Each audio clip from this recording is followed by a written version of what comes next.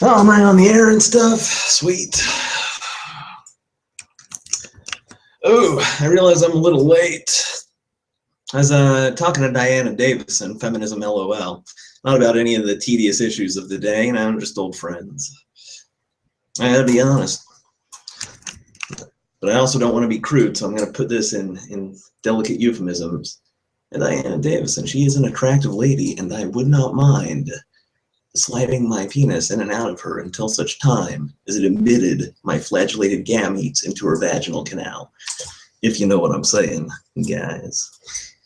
Hopefully nobody saw through my code that I was speaking in. And then, I stopped talking to her, and I had to do some off-the-cuff Jesusing. And I don't know if I mentioned this before, but when I really crank the Jesus juice, my body starts burning calories at about 4 times the rate. It's kind of exhausting. I'll to perk up during that. Probably gonna have to eat while I'm doing my live stream here. Don't want to get too skinny. I am an American, and as an American, it's unpatriotic if you're not at least a little fat.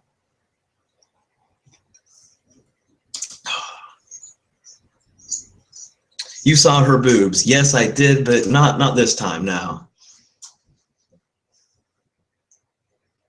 They are really nice boobs, though. You look at Diana Davison, you're like, it's a skinny woman, probably just, little mosquito bites, but they're really fine.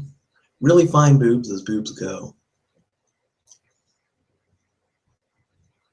If somebody were to say, Ray, you got to go through the rest of your life and you can only motorboat one set of titties, I'd choose Diana Davison's.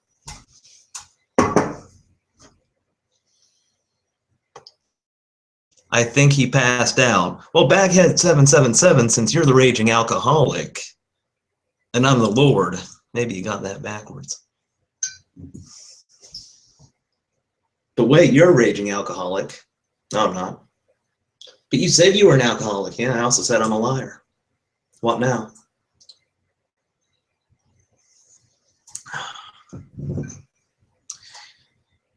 Something that I just realized I've never actually spelled out, and I really should have said this a long time ago, is why Jesus was saying all that stuff about why you should do this or that or be this way or that. I'm not going to get to that now, because I thought of another thing that's even more important. I was watching the Bible Reloaded doing these chick tracks. They're really funny. And he said something about how this is something that Jesus said, and that's in red, so it must be important. Now, again, I haven't read the Bible, and I am not going to read the Bible. But my instinct tells me that the things in red are actually things that Jesus didn't say, and that people added in later to make it all fucking religion-y. Because the things that Jesus has to say, his message, the important things, well, nobody needs to outline them in red. Nobody needs to tell you how important they are or demonstrate it by putting them in red. Because the things that Jesus says that are important are things that people already know. Imprinted on the human heart, resonates with them, resonates with the goodness in their being. You don't need big red letters to tell people something they already know and that they already want to do, but they just need somebody to tell them it's an option. That's what your Lord is. He is an informer of your options. Everybody tells you you have to do this, you have to do that. I'm saying you just do whatever you want. I'm just saying you might not have considered all the options at your disposal. I'm not going to sell this to you. Fuck you. Don't be such a chump. All right, see if there's any questions.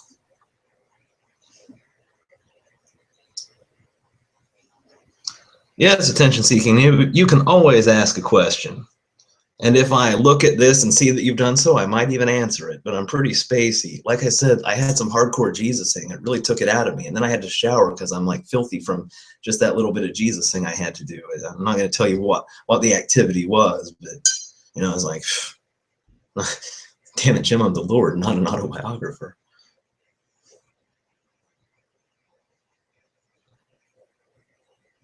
Room link, or is this a solo thing? Inmenda, my boy, for you, I would move heaven and earth. Let me see if I can paste it into the YouTube comments. I remember you couldn't do that. Maybe they fixed that stupid shit.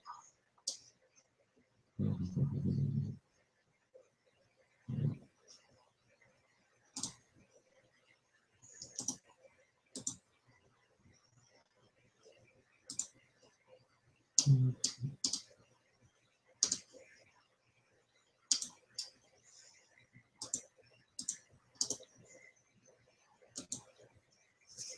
right, see if that works. All right, I just posted the link to join. Anybody can join.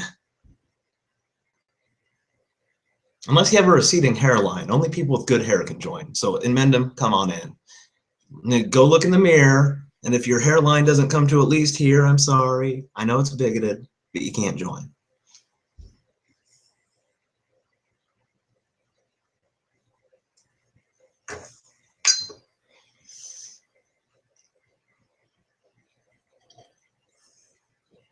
Oh, God, I really need to eat.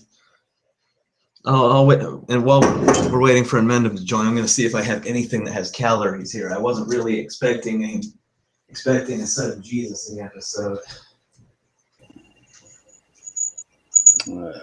Testing and such. I've been wanting to talk to you forever in Mendham, Gary, my man. Well, you know, from one God to another. Does seem like forever. Oh, yeah, you know, you get so busy with things, and I've been wanting to talk. I always try to talk to people, not just have video responses back and forth, because it simulates a conversation, but as I'm sure you're aware, simulation of conversation is still pretty lacking. To actually talk to someone in real time, face to face. Yeah, well, I've been there and done that, though. And I, you know, came to the conclusion with, you know, foresight or whatever that is, future sight. Yeah, that now this is more lame. But anyway, you know, I'll take what I can get. Well, yeah, this is lame because, again, it's just like, it's not actually like human interaction. It's just the closest thing you can get using these newfangled gizmos and what have you. Yeah, well, I guess I'm just... Without actually traveling to where you are, and I'm dirt poor, and I think you're as dirt poor as I am, so neither one of us is going to be getting a Learjet, you know what I'm saying? Yeah, and I'm also dirty neurotic, so I wouldn't go even if I could afford it, because I don't go anywhere. But anyway, beside the point. This is more lame. But anyway, it's not my fault. It's one of these other assholes. This is lame because, again, it's just like, it's not actually like Hey, guy. Yeah, fix that. Yeah, there you go. But if they're going to talk, I'll probably have to get pissed off and leave. You have to turn the video off now that you're in the room. DJ guy. Dirty neurotic. So close the other window. The other tab. Close the other tab. I'm so glad you're here, Mendham, because I'm always thinking that really loud, but it's nice for you to say it because I don't want to and somebody needs to. Yeah, well, you know, well, obviously somebody needs to. There, that's better. I know, and I'm too much of a pussy to do it, and thank you.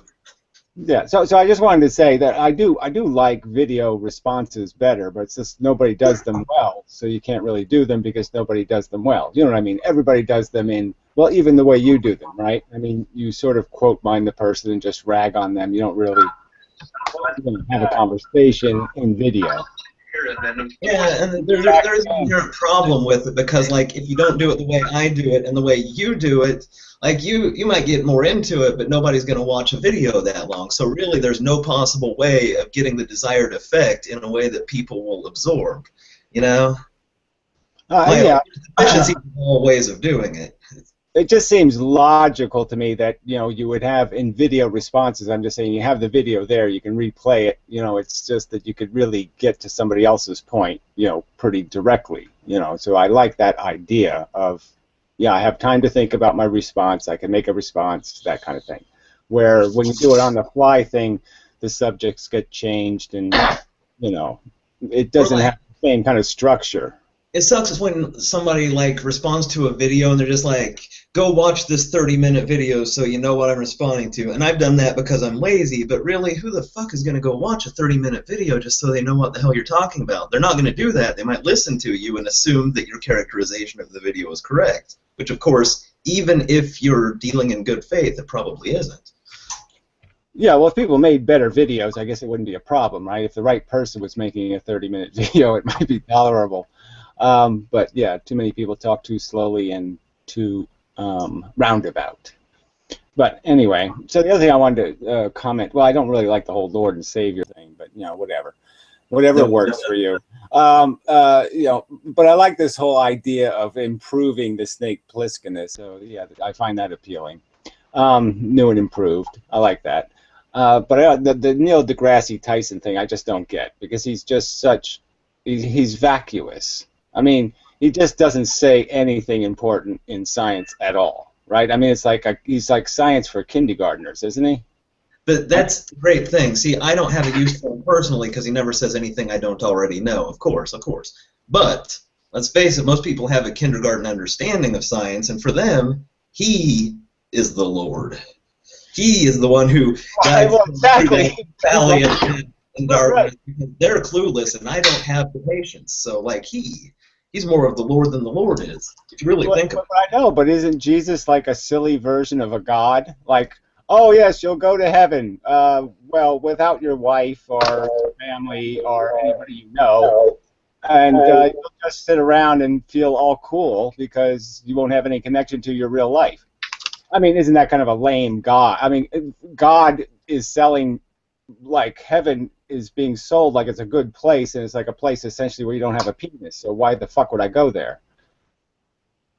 And you thought that through. It amazes me how, like, people don't think that through. Like, what happened? Like, don't you realize that humans aren't meant to sit on happiness? You can't just, like, sit there and be happy. There's no end point goal to existence. So, like, if you get to heaven, you're still gonna want to do shit. It's just there's gonna be animals are just competitive. I mean, that's the word. If you only had one word that you could use to describe humans, and it couldn't be something like asshole, and it had to be like a real descriptive word, it would be, yeah, competitive. That's what all life forms are. And so, yeah, what's the game we're going to play in heaven, you know? Exactly. I mean, I haven't read the Bible, my friend, and I will be the first to say that most of it, almost all of it, probably is bullshit. Or at the very least, how do I put it? Very colorfully put to the point that it's bullshit. The thing is, like, you can't really make a religion a control mechanism for the masses by telling them the truth of reality, because the truth sets you free. And obviously, if you're trying to control people, you're not going to give them the full, unadulterated truth, because then they would be free. No, no, no. Yeah, what you got to do is you got to have the carrot and you don't believe that either, though. I mean, you don't believe you're freed by knowledge, right? So I think the new and improved Snakepliskinist would concede that intelligence is a liability, not an asset, to playing the game of life. I mean, yes, art just makes you more aware of all the traps and all the liabilities and all the mistakes that are possible and all the huge disasters that can happen, and it just really doesn't give you any power at all. But Mendham, I'm sure you, as an anti-natalist, understand that most of the things people stress out about and worry about and strive for, really, if they understood how meaningless they were, they could save their energy and, I don't know, try to do something a little better. At least they might be unhappy, but they wouldn't be unhappy doing things they think are going to make them happy but won't. You know, it's more efficient, as you might put it, to at least understand that what's optional and what's sold to you as not optional, and it's actually optional. That truth will set you free in terms of saving you time from working for some other jackass doing pointless things. You can do your own pointless things. I know, but the end game is still that even if you did this Buddhist thing and you just did the mind game, you just said, okay, it's all a mind game, I'll just pretend I got laid today, and I'll just pretend and I'll pretend and I'll feel great about myself and I'm super cool and everything's fine. So there, okay, I did the Buddha thing, it's all a head game, I just deluded myself into being happy, I'm happy, blah, blah, blah. Even if you do all that crap, you still have the liability, though, that there's a bunch of ignorant pigs reproducing, and they're conscious, and consciousness is going to be trapped in the vessel of these morons, and they're going to live real conscious lives, and they're essentially diluting your magnificence, right? I mean, your achievement of being actualized is completely diluted into the poo that is the average human consciousness. So in net, you lose all the time. Even when you win, you still lost, because the losers are obvious, because you just defeated them. This might not sit well with you in Mendham, but unfortunately, as part of being the Lord, I cannot, like I am not allowed, by my nature or by the rules, to see any other person as any less inherently valuable than myself, no matter how stupid they may be, or destructive, or even just blatantly evil. Every it's that just depends on how you're going to describe this word value. It's not that the value is less; it's just that it's an obvious degrade in performance. You have to acknowledge the difference between a Volkswagen and a Lamborghini. I mean, they're not the same car. True. As I'm just pointing out, Space Jew has never said anything smart, and in fact goes maximally stupid, and he's very repetitive. But it helps me with my blindnesses, which I can't always foresee the precise nature of ways people can be stupid. So even though his performance in what you might call sentience or cognition or having a fucking clue about anything is pretty dismal, he's been useful to me, at least, for a few things. He's probably useful to a few things, few people for a few things. Not full stop, like a particular... I understand. I'm just asking you a simpler question would be if you're sitting on the non-existent couch and you're saying, well, what do I do today? And they give you the option, well, here's a ticket to go be Space Jew. Now you can go live Space Jew's life. So you have to be an idiot, okay, and you probably have to smell bad, and all kinds of things like Space Jew would be, right, in your basement and all that kind of mommy's basement, and all that shit. Well, I mean, you're not gonna say, oh yeah, give me the ticket, I'll play that.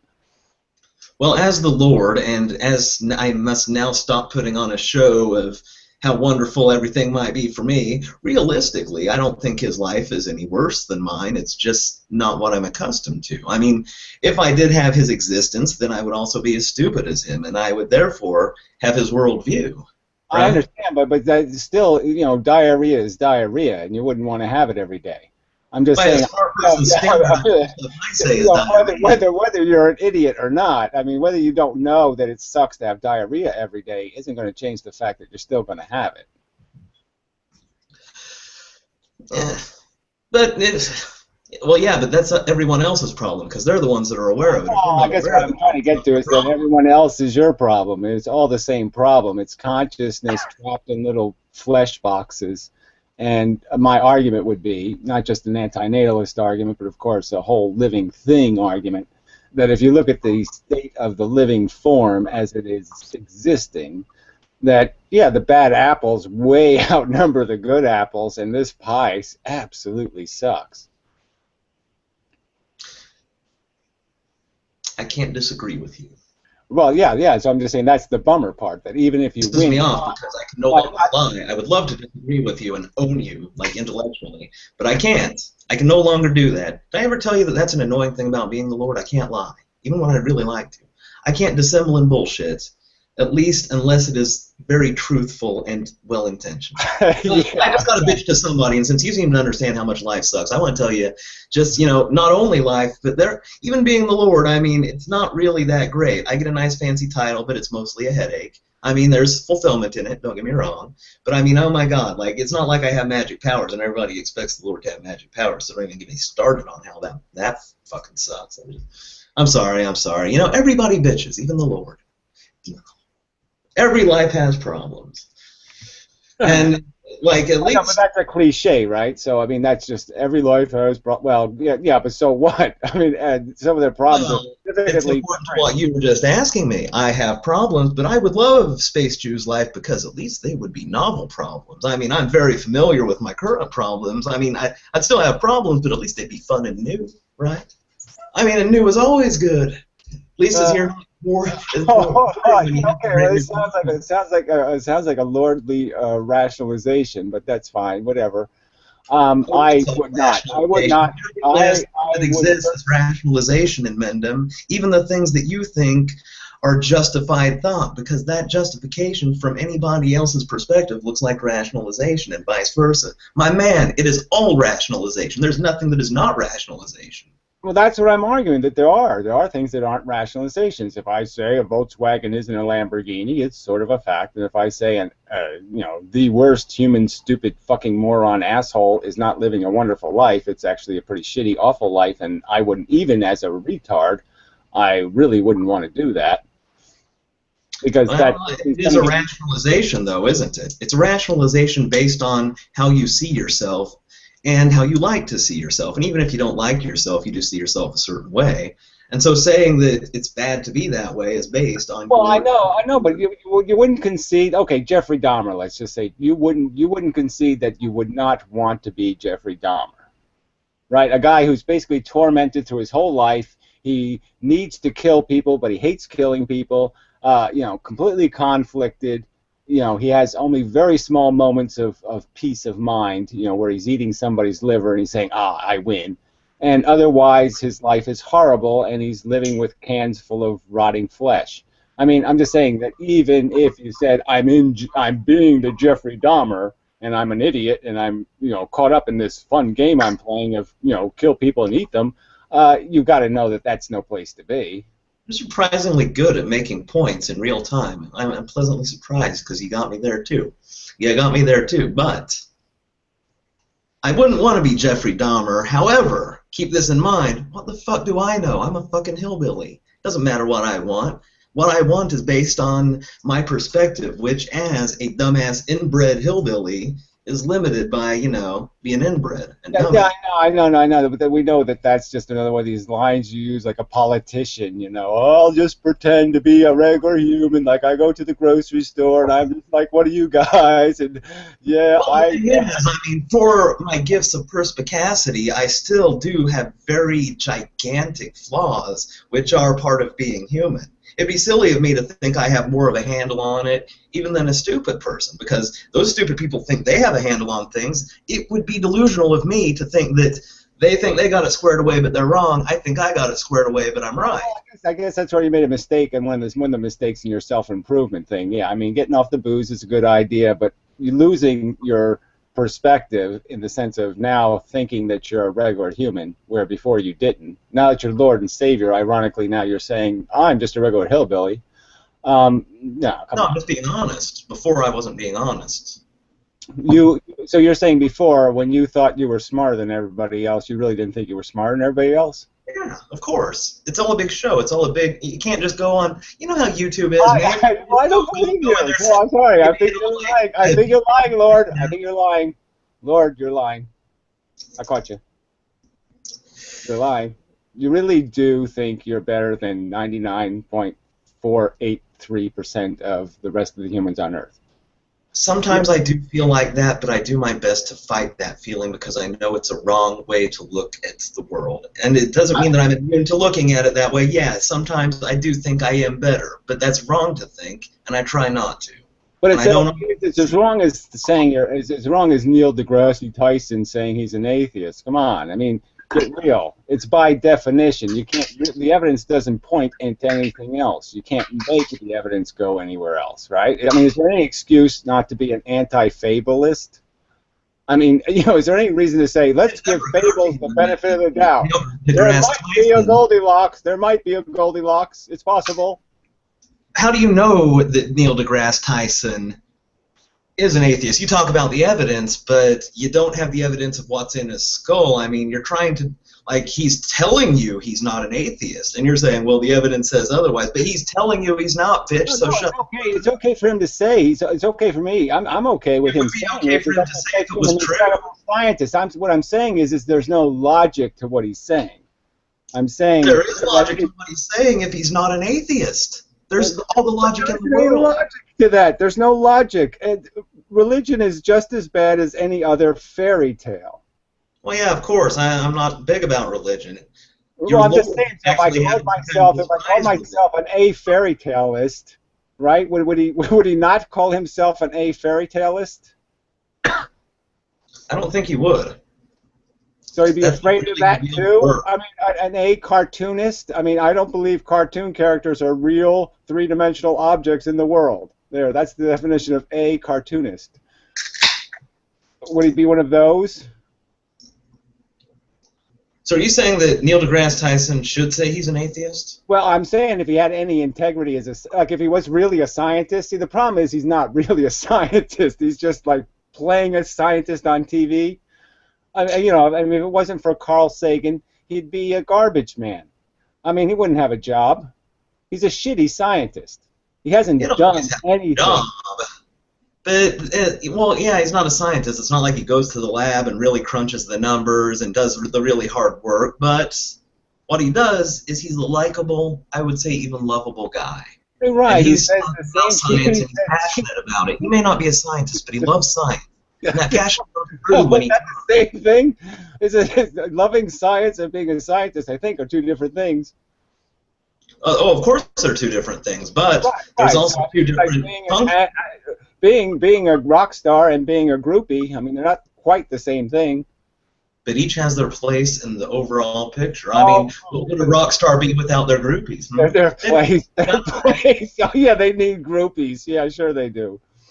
Like they need a mother. I mean, being a rock star would be kind of pointless without the groupies. Everybody has a purpose. Don't Well, think the groupies you are could less just important. call them something else, okay? You could just call them the free hookers, okay? You don't have to call them groupies. I'm just saying that they could get laid whether they're groupie about it or not. Loves free hookers, and they're not going to like that. Well, whether they like it or not doesn't matter. I don't watch feminist videos, by the way. I'm a feminist just because I have sisters, and I know that being raped sucks, and not being able to walk in the woods alone sucks, and not being able to go to a bar alone and maybe show your hooters sucks. So that's why I'm a feminist. It's just because men are greedy.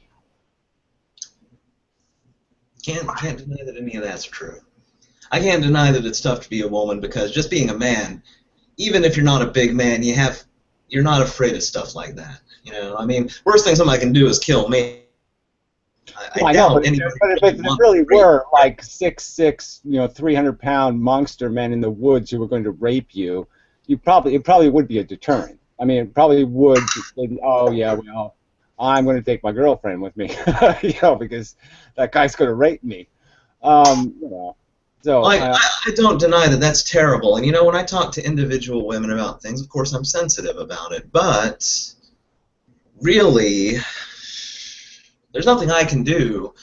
I can't stand by every woman day by day and protect her.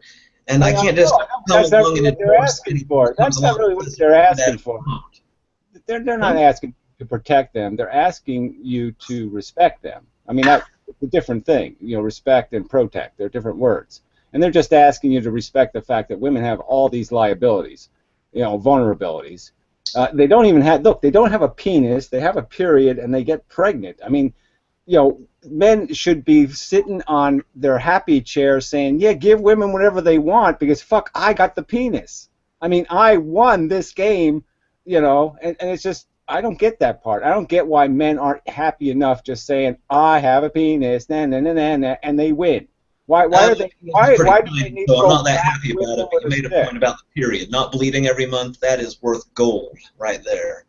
Or not being able to get pregnant. I mean, how horrifying is that? Like a fucking parasite growing inside of you and then ripping. Yeah, well, I'm just saying. So how can you idiots defend moron men who are just petty? I mean, just petty.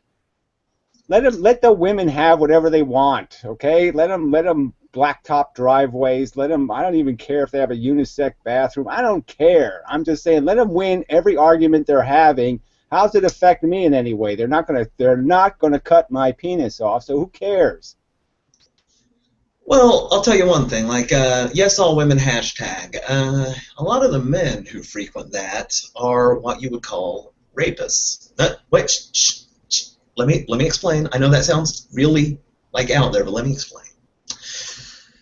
Studies have shown that the single greatest predictor of whether or not a woman is going to suffer sexual assault in the future is if she has been sexually assaulted already. Now, why would that be? Let me just pull something out of my ass here. Because there are predatory men looking for vulnerable women, and after a woman's been sexually assaulted, she tends to withdraw from all men and treat them with suspicion. And good men who respect women, will respect that and keep their distance. The only men who won't keep their distance from a woman who is suspicious of all men is a predator looking for a woman who is walling herself away by pushing away all the good men, which it's not their fault, but it is something that, as a defense mechanism, women will do after a sexual assault. So they get on yes, all women, and then the predators know exactly where to go. They know where to find these salmon swimming. They know how to make a big show of being different than other guys, and then, you know, they work their way past those defenses.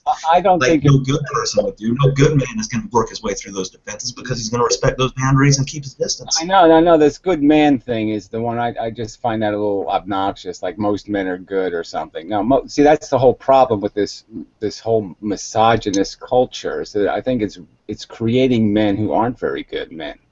They really are just. I think I think in some, you could probably see it in some of your behavior in the past when you weren't lordly, that you probably did lie to women and you probably did bullshit to just get the pussy.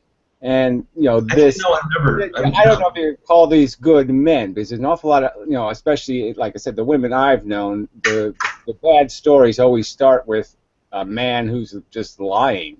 And lying preposterously, married men with dying wives and shit, those kinds of big giant lies. And so when you say good men, like, well, okay, point me to one. I haven't met too many. But maybe you just didn't recognize that you were meeting them, because good people, by the very nature of goodness, don't brag about how good they are. Well, I'm just saying it's not a matter of them telling me how good they are. I'm just saying they don't demonstrate it in their relationships with people as I witness it. I witness them pulling the bullshit, and I see them lying, and I see them manipulating, and I say, that's not a good man. Well, you might see it, but maybe they're just like, instead of having a cycle of bickering, trying to convince this guy that I'm a good guy, maybe I will just take it. Maybe I will not have drama. Maybe I'll just let him believe what he believes, and that is another trait. No, it's not about what they're trying to convince me of. I'm just saying, in my convince you or any of their behavior, not good people don't make a big show of being good, my friend. And I'm sure you're aware of this. You hate politics as much as I do. What is it but people making a big show of how goddamn great they are when they are nothing? I'm saying that look for ostentatious signs. I'm just saying that I think males especially have lost a lot of integrity points with the passage of time. We might have lost IQ points, so I think we've also lost integrity, okay? And I think men, if we had dueling and shit, there'd be a lot of more dead men around, because there's a lot of dishonorable, scuzzy, shitty, crap, lying, scummy men in the world. That's all. 100% agreed. But it's not just men, it's pretty much everybody, but what you're saying is not wrong. It's 100% correct. It is an unfortunate, and I get what you're saying. Yeah, like when I talk about, when there's like these MRAs and MGTOWs, they just sound like whiny little bitches. They're very unmanly, like people that don't have honor and integrity. Well, obviously not all of them, but just like people who are, guys who are just unhappy and bitter, and they're like, oh, women are evil and shit, and I gotta look out for number one. It's like, well, I'm sorry, man. Part of being a man is being a little bit stronger than that. Yeah, they all seem like they have maybe a little bit of a penis issue or something. They're just not making it, and they don't like the fact that they're losing the game as men. And that's the problem. If you look at the game as legitimate, you can never have any measure of happiness. The real game is coming through this pile of shit we call the world as clean as you can on the other side. And well, I just mean on the other side, you're dead. I just mean as a man, you have two relationships, right? I mean, you have the relationship, you have two women, but part of that relationship is the competitive relationship with other men. I mean, we I don't know how to, our thirst for women sometimes has more to do with our ego and our status as relative to other men, than it does actually have anything to do with a woman.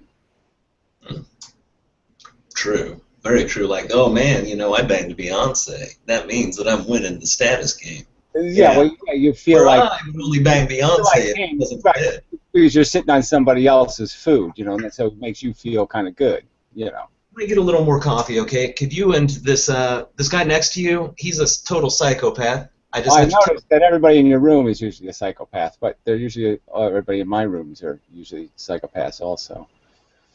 But he smokes real cigarettes. Sorry about that. Must be really rich. Start talking to Mendham while I make my coffee, faggot. It's a real cigarette. What's wrong with real cigarettes? Nothing. I'm fucking envious, Mr. Moneybags. Where the fuck do you live on the East Coast? They're not that expensive. Oh, not that expensive. Are you silly? Oh, yes, you're silly. Come on. Fuck. $7 a pack? That's too expensive. Where I live, you get a carton for $30. Yeah, a carton of what? Manure sticks or Well, something. yeah, bullshit, but Yeah, well. I live close to Indian reservations. Well, that helps. Yes. They killed all the Indians here, so. No, there's still Indians where I live. Well, I just mean they put a lot of them out of business here. You know, the Indians were doing okay for a while, but they kind of, they can't really send them by any kind of mail, because UPS rats them out and the mail service rats them out, and so they have no way to send anything anymore. So unless you go to the reservation, you can't really get cheap cigarettes. I can drive 5 miles and go to the reservation. All right, well, you're privileged. Okay, let's just all concede the point, except your lamps. Yeah, I live in New Mexico. So you have some privileges. Well, yeah, in New Mexico, you're going to die there. No water and such. All your brick walls are going to fall on you. The hell are you doing? I'm smoking my electronic thing. Oh, Whatever. fuck that shit. Well, it's actually pretty good, to tell you the truth, because it's you can increase the amount of nicotine, and so it's like smoking 4 cigarettes at once. Like this? Yeah, well, I'm just saying. See, you have to. No, those little ones you buy suck. You have to just buy the atomizer, and then you buy the juice separate. So then you can. Oh no, it's not. Well, yeah, it is juice. I hate these fucking things. Yeah, well, like I say, if you do it right, it's not so bad. But the little battery sticks, yeah, they just don't do it. It's too much of a hassle. And it's just not enough nicotine. They're too weak. No, you get no boost without the cancer stuff. Yeah, well, I still prefer real cigarettes, but I'm just saying this stuff does have advantages in the sense that you can just increase the amount of nicotine you get per hit, which it's kind of a psychedelic actually. I didn't realize how much of a psychedelic nicotine was.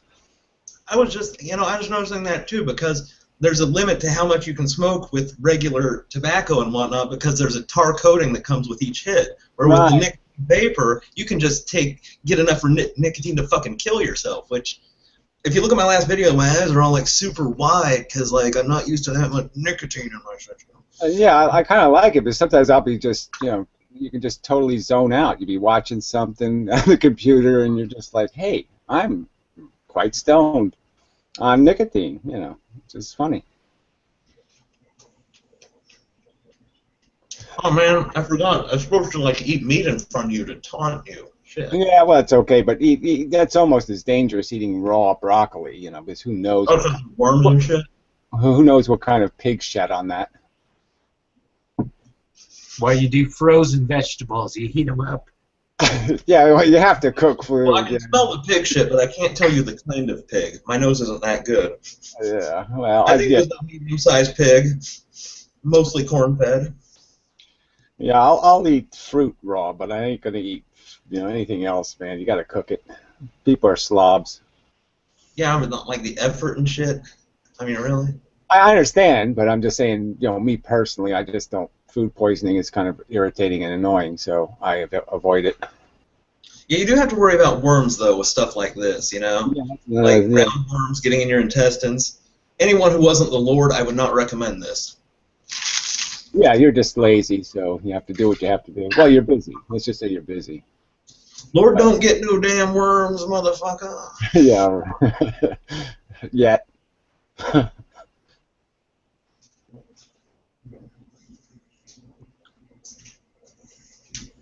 I actually don't have meat because I don't eat meat. I only buy meat to eat it when I'm responding to vegans because that shit is funny. Well, it's not all that much funny, actually.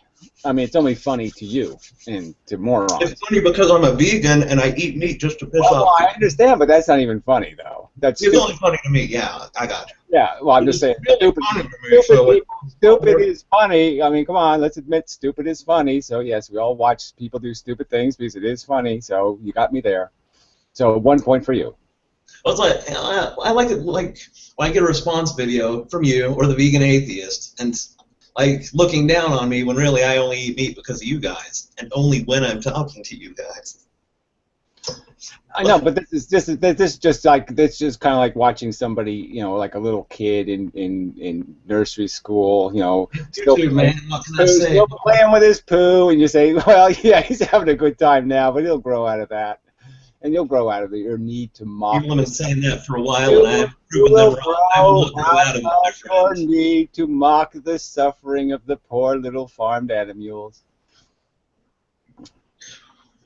Well, I'm not causing that suffering. Yes, you are. Propaganda. Yes, you're a propagandist for the mission. You've basically got the, you know, animal torture swastika on the back of your head. You know, it's there. That is hearsay. You haven't seen that. I mean, it is there, but you haven't seen it. You have no way to know for sure that it's there. It's there by. I mean, it is there. Don't get me wrong. I got the tattoo because I mean, you know, solidarity. For well, I'm just saying. So I win. Whether I have proof or not, you just concede I was right. So I win. Yeah, the problem is the whole thing about debating people is the thing about debates is the very point of debate is never to resolve anything but to further divide them. Whenever you debate anybody, both sides, both debaters, what they're really doing is reinforcing the the parts of their rationalization structure of their worldview, cementing it further so that it's only keeps them at odds with the people they disagree with. No, but that's just what you're saying because you have given up. Okay, so that's like. My point being, with all of that in Mendham, is if I came to a vegan as a vegan, then I would unfairly curry their favor by them knowing that I agreed with them. So I have to go out and buy meat so that I am not manipulating them. I know, but they're not nearly as manipulating as the carnivores. So, I mean, the one you should be improving the mindset of our brain function. You are incorrect in Mendham. The carnivores are not manipulative. They rationalize all day and all night. They rationalize their behavior, but they're not trying to manipulate anyone but themselves, and they are entitled to manipulate themselves. Well, I know, but there's no point. That's like saying I'm going to stop war by not going to the war. I mean, there really is no point in doing that kind of thing. So that's useless. I mean, vegans aren't. There's no point. There's a very good point in Mendham. You're not going to war. I know, but it's not going to solve the problem. It's not going to solve it. It's not going to solve the problem. Well, it's not really your problem to solve, so don't even sweat it. There's only one thing you can control in this world, my friend. You're controlling it. Good job. Don't worry about the war. That's a logical block you have created through your defeatism. You've just conceded that you can't win, so you're not going to play the real game because the real game, I can't win the real game, so I'll just play this little stupid minor, small, human personal game. But the real game is the big game. I mean, that's the major leagues. You're just conceding that, I'm not good enough for the major leagues, so I'll just try to be the best. Really? Is it the real game? Because, I mean, it seems to me that everybody thinks that the big picture is the important thing, but it's very obvious that people who care about the big picture, not always, but often, or actually they're always at the heart of every large-scale atrocity, talking about the greater good. Like, why don't we throw these people under the bus for the greater good? Why don't we commit now for the greater good later? Big picture is no picture. It's not true, though. So I just don't buy that argument that everybody who ever commentated on any subject was in some way some insidious monster and created nothing but harm. True, but mothers against drug driving, right? You couldn't get a naggy pile of bitches like mothers against drunk driving, right? I mean, just naggy, in your face, pain in the ass bitches. But what they did was perfectly constructive. It was perfectly reasonable to point out that, hey, this is really dumb, letting people get killed on highways for no good reason. Yeah, but that was an achievable goal. It didn't, unlike stopping war. I know, but you're saying that's what I mean by your defeatism. You're not conceding it's not a fight worth that needs to be won. You're just saying, oh, I'm not going to be able to play because I don't have a big enough sword, or I don't think I can realize that I am your Lord and Savior, and well, I am. I'm just saying, you're kind of running away from the real game. The real fight is the propaganda for the future. The real game is fix the future. The present's going to be this big. I mean, it's not really big at all. Average penis. The size of my penis. The future is gigantic whale penis. Okay, the future's the game. You know, that's the thing that is the thing that you're sold. That's the thing you're told your whole life. I mean, I can see why you'd think that. Well, I'm just saying, there's a lot more people in the future, isn't there? Technically. The future doesn't exist, dude. What are you, insane? Yeah, it doesn't exist. What, you don't think it's going to exist? It's going to, but things that are going to exist. The future will exist. Okay, yeah, so when it does exist... You're talking fucking crazy, my friend. Oh, I'm talking crazy. It does not, ipso facto, exist right now. I'm imagining a fact being realized. Oh, dear. That's crazy talk. It's just, I mean, the future, sure, we'll get there, but it's great leverage, isn't it? Great leverage, because you can put hopes and fears in the future and drive people toward one agenda or another, and that's certainly what people do. Well, I'm just saying, if I realistically could make 10 clones of you and inject them into the future, you would sort of understand that, oh, yeah, if I can do something today that'll make all my clones millionaires in the future, it would be really smart for me to do that thing, especially if that thing is really easy. Like, all I have to do is say something like, I respect women, or I have to say something like, yes, torturing animals for convenience is really lame. There, that's all I have to do. And I just made my future selves millionaires. I mean, I think I could do it. I wouldn't. Yeah, okay. Out of what? Spite. Yeah, I'm gonna get those fuckers. No, because I mean, like, dare they attempt to control me by existing and forcing me to be logical. Don't let people leverage me with meaningless, worthless nonsense like money. I'm surrendering my own soul. Well, how do I practically turn it into something where you can understand that the future isn't meaningless and worthless? I mean, I just made 10 clones of you, and you're basically saying they're meaningless and worthless. I mean, well, I'm meaningless and worthless. Copies of me would be equally meaningless and worthless by the transitive property of worthlessness. Come on. I'm just fucking with you. But no, here's the thing. Now, the future isn't meaningless, but you can't really, like, give up being good today for goodness in the future. Because, yeah, well, I mean, yeah, there's a future, but you really don't know what it's going to be. You can plan for it. I know, but we're still talking about minor, little tiny changes now make big changes then. See, that's sort of the game we're in. So it's not like you have to necessarily jump on a grenade, although sometimes jumping on the grenade does save the day and you save 1 million lives and all that kind of thing. But I'm just saying, it's not like having rhetoric and improving other humans isn't really like peeling your skin off. It's, you know, it's not giving you tapeworms. I mean, it's not some sort of terribly hostile, awful, terrible thing for you to say, oh, I can't be funny about that. I can't be, you know, lazy and sloppy about that. I mean, that's not that big a sacrifice. I mean, I'm just taking away a small portion of your possible, you know, sources of humor. Rather do the big sacrifice, get it done with, you know, as the Lord, just die for your sins and let you guys hammer out the details. Just fucking, like, torture me a little while and then kill me. That is way better than this day-to-day stuff. Just my personal preference in how I manage. Well, that would be my preference, too. I mean, I really wish I could have the bargain that Jesus got. I mean, it's a really good bargain, right? I mean, hang on a cross for a few days, save all of mankind forever and ever. Oh, yeah, great. Okay, I'll take it. So I'm sorry, man. You're going to have to get your own. Fuck you. Yeah, I mean, you know, I can just think of like one kid with leukemia's got a worse deal, right? I mean, because they suffer and get tortured for what? To play pinball. Yeah, wow, cool, and to get a stuffed animal. You know, they don't even get to save the world by suffering.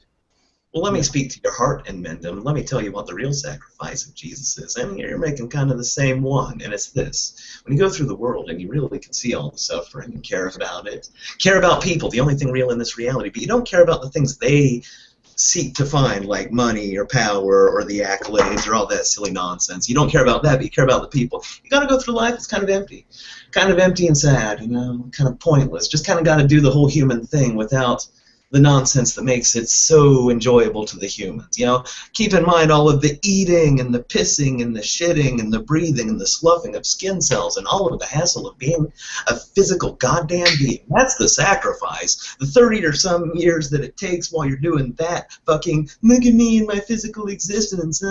This shit sucks, man. It sucks if you can't keep busy with all that shit that keeps people busy. I understand, but there's janitorial tools, right? So, I mean, if you're a good janitor, you have a pair of pliers and you have a dustpan, you have all these little tools, so you can make the job a little bit easier, and it doesn't have to be that big an inconvenience. And you can you can have a picture of a sexy girl in your locker, and have a wank now and then. So it's not that it's not it's not that big a burden, because if you have a big brain, your brain can make you tolerably comfortable even when you're not. Yeah, I know. And that's what I've been doing. And you're always bitching about that, by the way. You're like, oh, look at this guy. He's happy to. No, I'm just making it look easy, my friend. I'm finding ways. I understand, but I guess my argument to you would be is that you're doing it in this clown way. That's really it's only working backwards. I mean, you're only making it easier for assholes to remain assholes. I mean, the assholes are the ones that need to be fixed. And in a sense, most of your humor is directed at the things that aren't as big an asshole. And I've recognized the failures of my style, and I've been slowly correcting them. Maybe not satisfactorily to your timetable, but I've a little less what you just said. Right. I like the new Lord and Savior much better than Snakepliskinist or Rizzle Pissle or whatever. So yes, you've improved. I'm just encouraging you to keep up the good work, and you're heading in the right direction. Yeah. One problem is I can't become too seriousness, because I got to tell you something, and a little bit of a secret. The bad people of this world are the masters of seriousness. Their ground. They have it nailed down. It's their fort. I'm not going to win on perfectly serious terms, because the serious terms that have been set by people who set them that way, so that no resolution could be reached. The system is broken by design, my friend, and remaining serious and playing by its rules is to be defeated like all others who play by its rules. I'm not disagreeing, and I don't think I'm all that serious in a lot of ways, but I'm not using I know. That's what I love about you. Listen to I'm not using model because I'm just as capable of rationalization, and I like when people point out when I'm playing the rationalization game. But again, I'm just saying you're kind of just rationalizing an excuse to stay in the sandbox. You just don't. Well, I don't really need to make an excuse for my past behavior, and I actually don't need to justify or prove to you that I'm doing any better. I'm just chatting about it. But the thing is, when you take things in terms of a serious debate, well, then everybody's got to prove this and that. Everybody rationalizes harder, and everybody just gets a little more clueless in their specific way of cluelessness. Right. So I'm not serious. If I take myself seriously, then I will not notice when I'm fucking retarded. I understand. I'm just trying to outline what, like let's say we could do something constructive in this interaction. It would be maybe to isolate what might be the real, the most powerful agents for change, or the most important aspects of how we get human civilization to be something we could actually be proud of. Like we could actually be proud of the human effort. And I'm just saying, those basic things, I would say, I would argue that one of those basic things is you don't pat assholes on the back and say good job. I mean, assholes basically have to be told you're an asshole, okay? I mean, I can't even pretend to be your friend, okay? I can't pretend to be a huckleberry, just to placate this idea of a fellowship that doesn't mean anything because you're a fucking asshole. Okay, well, all right. Now, I'm going to tell you that's true, but the world isn't fair, and you're right, people do need to know when they're being an asshole, but because the world isn't fair and you have the superiority of awareness, you also have the superiority, you have the more responsibility. So you're aware they're being an asshole, but not only do you have to inform them of that, you have to think of a way to get that through to their thick skull. Like, it's not fair, but it is what you have to do. Yeah, well, to give you the benefit of the doubt, I'm presuming that your Lord and Savior thing is maybe a construct through which you think you can do that. So maybe I'm saying to myself, okay, he wouldn't have come up with this gimmick unless this gimmick has some purpose or utility or function. And so I'm saying, okay, how's that? I can't figure out exactly how you're going to play that out, but maybe you do have a plan. So maybe you do have a way that you're going to say, okay, I'll be able to get myself, I'll be able to help these people better by bullshitting, and then get them to some better place. You give me way too much credit. Well, I said I was giving you the benefit of the doubt. Okay, so but as the Lord, I can't go along with anything that isn't true. I'm going to hit brass tacks. There's two possibilities. One, most likely, overwhelmingly likely, the only one that I can really tell you about with any faith that is true, I've cracked. It's been a long life. I've done a lot of drugs, been through a lot of shit, and my mind finally cracked right down the fucking middle, and it's given me messianic delusions, and I have broken from reality. That is what all logic would suggest is the case. However, what I believe, and I would if I was delusional, obviously, crazy people believe crazy things, what I believe with all of my heart and soul is that God did come to me, gave me a mission, and not a lot of details, and I just kind of got to go along with it. It's actually yeah, I know, but God is the relative word there, right? Because God was what, a squirrel? He manifested himself in the shape of a squirrel. And well, I mean, I could tell you what God is, but why? Yeah. Yeah, why? Yeah, why tell me the most important thing in the universe? Well, let me ask you this a minute. When you look around the world and people are selling bullshit, how do they do it? I mean, they have a pamphlet, a script. They can answer all your questions. They can tell you why you're wrong when you tell them why they're wrong. They can define everything. They have all these terms to describe all the details, but it doesn't change the fact that it's bullshit. So I'm not going to even bother telling you something that sounds like bullshit, even if I think it's true, if it looks like all the other bullshit, because then, I mean, how would you know the difference? It looked just like the bullshit. Well, no, I'm not going to tell you what God is because fuck you. Fuck you. I am not going to fucking convince you. I would prefer you think I'm insane because okay. You're just conceding the argument. Okay, then you're crazy. Okay, I got it. All right. You're too distracted we can table that forever. So too distracted. Pretty much playing along with my delusions, but let's make no mistake. I believe this shit entirely, 100%. Now that all logic indicates that means I'm fucking insane, but I'm not lying. I can't do anything but concede to your insanity, right? I mean, I can't really argue with insanity, so I'll have to just say, okay, I guess you have to be insane about that. Fine. Exactly. So we won't get bogged down in that tedious, pointless discussion. Well, I don't know if it's entirely pointless, though, because there's a certain amount of corruption in the process, right? So, I mean, if one of the wheels is flat on the Lamborghini, then you might as well take the Volkswagen. The devil's in the details, London. Yeah, and then the flat tire, the flat part of your brain.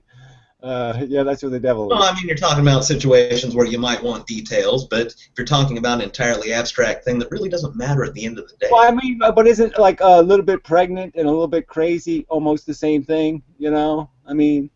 Oh, I'm not a little bit crazy. I am the very craziest. Well, that's what I'm just saying. Well, thank you for pregnancy, right? You can't be just a little bit pregnant, so yeah. There's only one kind this isn't minorly crazy. Like when you think you're Jesus or Napoleon, you are. Well, that's what I'm saying. I'm just saying it's just I necessarily now have to kind of paint playpen around you just because there has to be this grounded recognition that okay. He doesn't seem like the same man as Rizzle Dizzle or Snakepliskinist, but at any moment, he could convert to that asshole. Well, I mean, if I can convert to this or that, then they're all just me, and you're really drawing distinctions pointlessly to waste time, apparently. Well, it's not sideways motion, though. You figure that somebody, you're in a better place than a lesser place, a smarter place, let's say. A place less distracted by being just a stupid animal. So let me just say that I guess that would be my argument. Well, it sounds like you're wasting time putting words to things when you already understand in totality. Yeah, well, that's sorry, but yeah, that's my whole life. That's right. Yeah, that's the real burden of being smart when everybody else is dumb. Is that yeah, I know everything, they don't know anything. So yeah, that's the problem. Well, I mean, if you're drawing distinctions with words and whatnot, you're actually taking the real knowledge and turning it into something stupid. Like, real knowledge is wordless. The word. Who said that, Piro? What is real knowledge? I said that, bitch. I'm the Lord. Well, I'm just saying. I mean, knowledge is made out of words. Words are the definition of knowledge. Wrong. Knowledge is conveyed in broad strokes by words, but no true comprehension can occur without that wordless reflection within your own brain. You can't be told stuff and then know it. You cannot know anything unless you think about it. Blue is a concept in my brain, not a word in my brain. So yeah, I'll concede the point, but the labels are still important for communication. So it's all about the labels. Yeah. And big rules about stuff generally aren't true. For blue, you're right. But for stuff like, I don't know, me being this way and that way, who I am as a person, meaningless shit. Well, I don't think there's a word you already know about me. I mean, it's really a waste of time. Whereas if you're trying to describe to somebody, what color is that? Oh, it's blue. Well, that's useful. But delineating the various little things about me, tedious old, stupid old me, like taking the time out of your day to put that in words where you can just look at me, know who I am and how I am without any words, I mean, really you're wasting time. Whereas if somebody doesn't know what color something is, you can tell them it's blue and it's a real time saver. I know. But obviously if two people watch all your videos as Snakepliskinist and then we talk about Snakepliskinist, we're talking about an informed impression of what a Snakepliskinist is. So I'm just saying words are really important because once they have elaborate definition through life experience, and if I say the word suffering, it's not just a 8-letter word or whatever the fuck it is. It's a big giant life experience word. I mean, it's your entire life experience with something that might be called torture and pain and misery and all of this crap. So it's a huge fucking word because it has a ton of life experience and refinements and picking and poking on it. So it's a gigantic word. Yeah, but there's no. I mean, delineating. Are you going back to being Snakepliskinist? Are you Rizzle Dizzle right now? Are you speaking as the Lord? All of that really doesn't matter, and the past doesn't really matter. You deal with me as I am now, and you really see how I am now. And hearkening back to me being different ways, really. The past matters. You can't get to the past, so obviously the past doesn't matter. But obviously the past is everything that we are now. So I mean, the past made you. Well, you say obviously, but I think you mean axiomatically. It's a little different. I think I mean fucking. See how it is with people who like that words. Like so, you know, it's like so real, man. How could you miss it? I mean, axioms almost like dogma. Of course, the past does determine what we are, and you are correct about that. But doing this about it doesn't do anything. It's pointless. Because, I mean, let's just feel how things are now and draw our own conclusions. I know, but the only point in bringing up the past would be to refine the impressions that you've built in the past. So the point of this well, yeah, but that's your job. You do it silently in your own brain. This is still going to be the past. I mean, this will be a past, okay? This experience doing this video tomorrow is going to be in the past. And it's going to be something that we either took something positive out of, or we took something negative, or we gained something, or we lost something. Our impression of the world, but you do that quietly changed by yourself.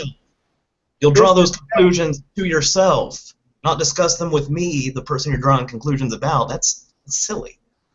I'm the last person on earth here that you want to talk to about this. Because but every one of those concepts, whether it's on a personal level or on an intellectual level, in terms of your gleaning knowledge of something, or whether awareness of something, or I said the word suffering and it rolled around in your head. I'm just saying all of it's having an impact. And to say it's just this, it's not just this. This is everything that we are. Is this conversation and what we do and how we smell and fuck, every bit of it is meaningful.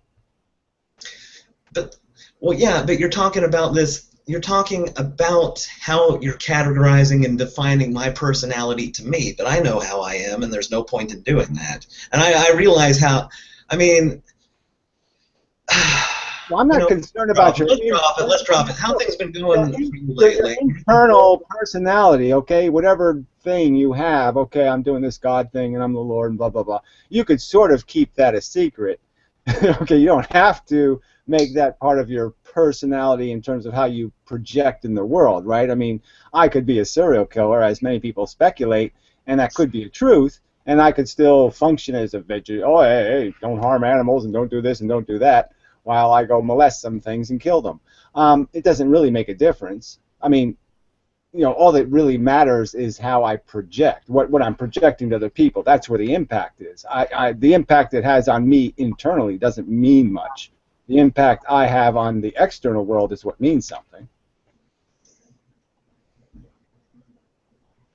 I mean, saying I'm going to be who I am, I'm not telling you to be somebody else.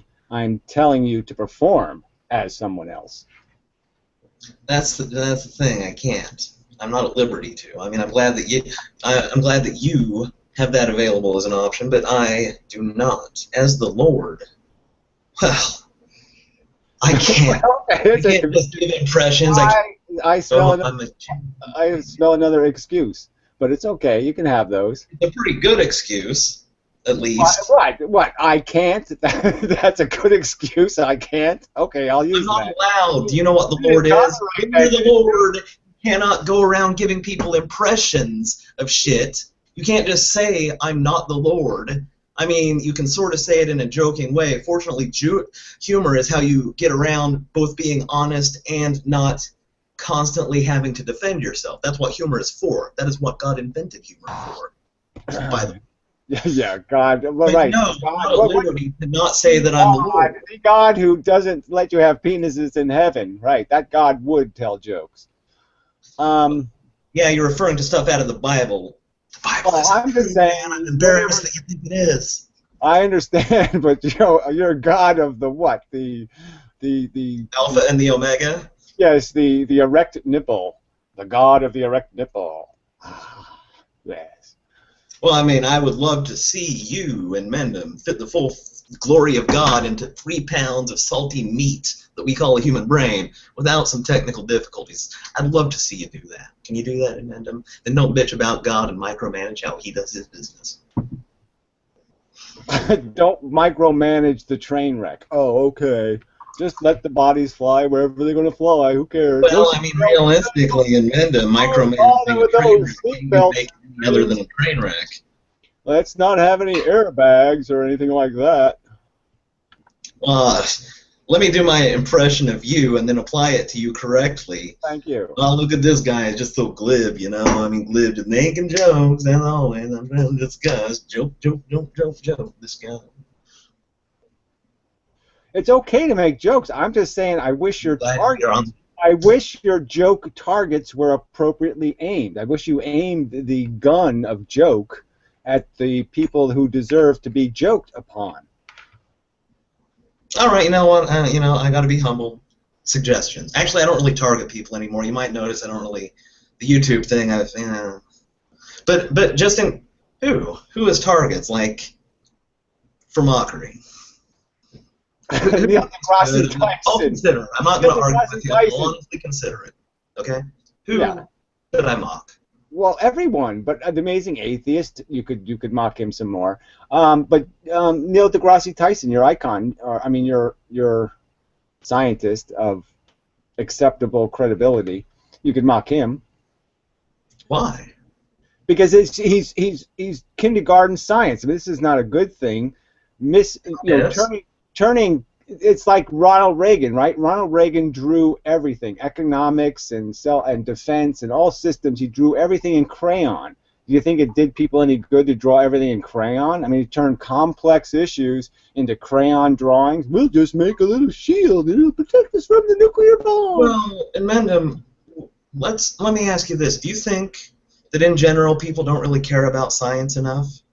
And right, and that's why they should be called assholes. Neil deGrasse Tyson should be saying, you know what, motherfuckers, I am not even a good scientist, but I kick ass compared to you shitheads. And here you are on this planet doing this serious business of creating life and driving cars and putting other people in jeopardy and doing all this serious shit. And you assholes don't know what the fuck you don't even know what planet you're on. You think there's a fucking God? Well, you're a fucking deluded lunatic. Okay, so your complaint is that you got a goddamn leash. He's not doing enough, but you're.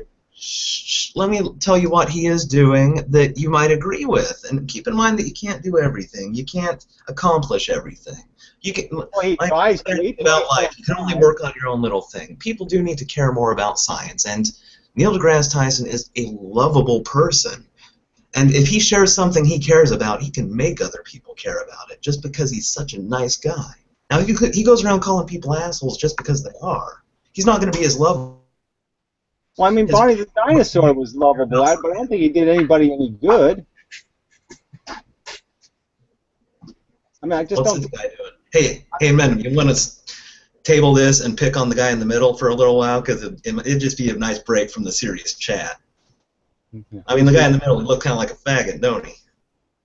Well, no, he looks like a nerd, but I wouldn't say he's a faggot. No, I don't mean technically gay. I just mean, a sissy, limp-wristed, cat-owning kind of guy. Well, cats are cool. But anyway. Yeah. 25 of them. No, 25 cats. He is a male cat lady. Yeah. Well, that's too many cats, obviously. But yeah. He talked to me on Twitter. He sent me pictures of at least 25 separate cats. And the pictures showed they were in his apartment, so he has at least 26 cats. And yeah, well, that's obviously you have to not know what your penis is to waste your time taking care of 25 cats. Yeah. So. That's no. I mean, I have a tiny penis, but I still don't have time for 25 cats. Well, I'm just saying, any penis is better than a cat. So yeah, don't their penises have like barbs and shit on them? I mean it wouldn't be good for sex, but you could sure scare people with it. Yeah, well, I guess the good part is that once it's in, it's staying there for a while, right? So I guess that's the good part. But yeah. I have a pickup line that goes like this: knock knock. Oh yeah, something. Who's there? Knock knock. Yes. What do you want? Supposed to say yes, who's there? This dick. This dick. Or not this dick. I already fucked it up. Yeah, you already messed it up. The monkey. Yeah. No, I'm not even going to go with it now that I messed it up. And we're actually quite alike. People point it out a lot, and it used to bother me, but I just realized that we are basically the same kind of person who have been mentally broken by caring about the world and seeing how it's going until it eventually, here we are. Here we are. Yeah, well, I can't blame you. Crazy serial killer thing. I don't think you're a serial killer, but everybody thinks you are. And I got my whole messianic delusions. It's a rough life. It's because if you look around the world and really care about this shit, it's it. Yeah, well, that's the sort of the ironic joke is that the serial killer is almost, one of those doing the mercy killing thing. He's probably doing people a lot of favors because then they don't die of cancer and they don't get divorced and cry and do all that crap and they don't have this stupid idiotic future they're going to have. Instead, they get out rather quickly most of the time. Well, some of the time. I mean, some serial killers are awful because they torture people and all that shit. So fuck them. But ones that would just go around whacking people, I guess I would sort of say, well, good job. You make it hard to love you, man, when you say things like that. Well, there's no harm done is all I'm saying. I'm the Lord, so I can do it. There's no harm done. None of us will be missed in any critical way. That's just the truth. Oh, well, yeah.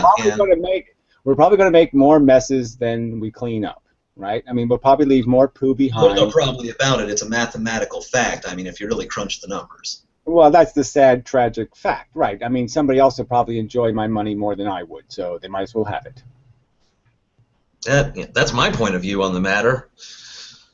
Yeah.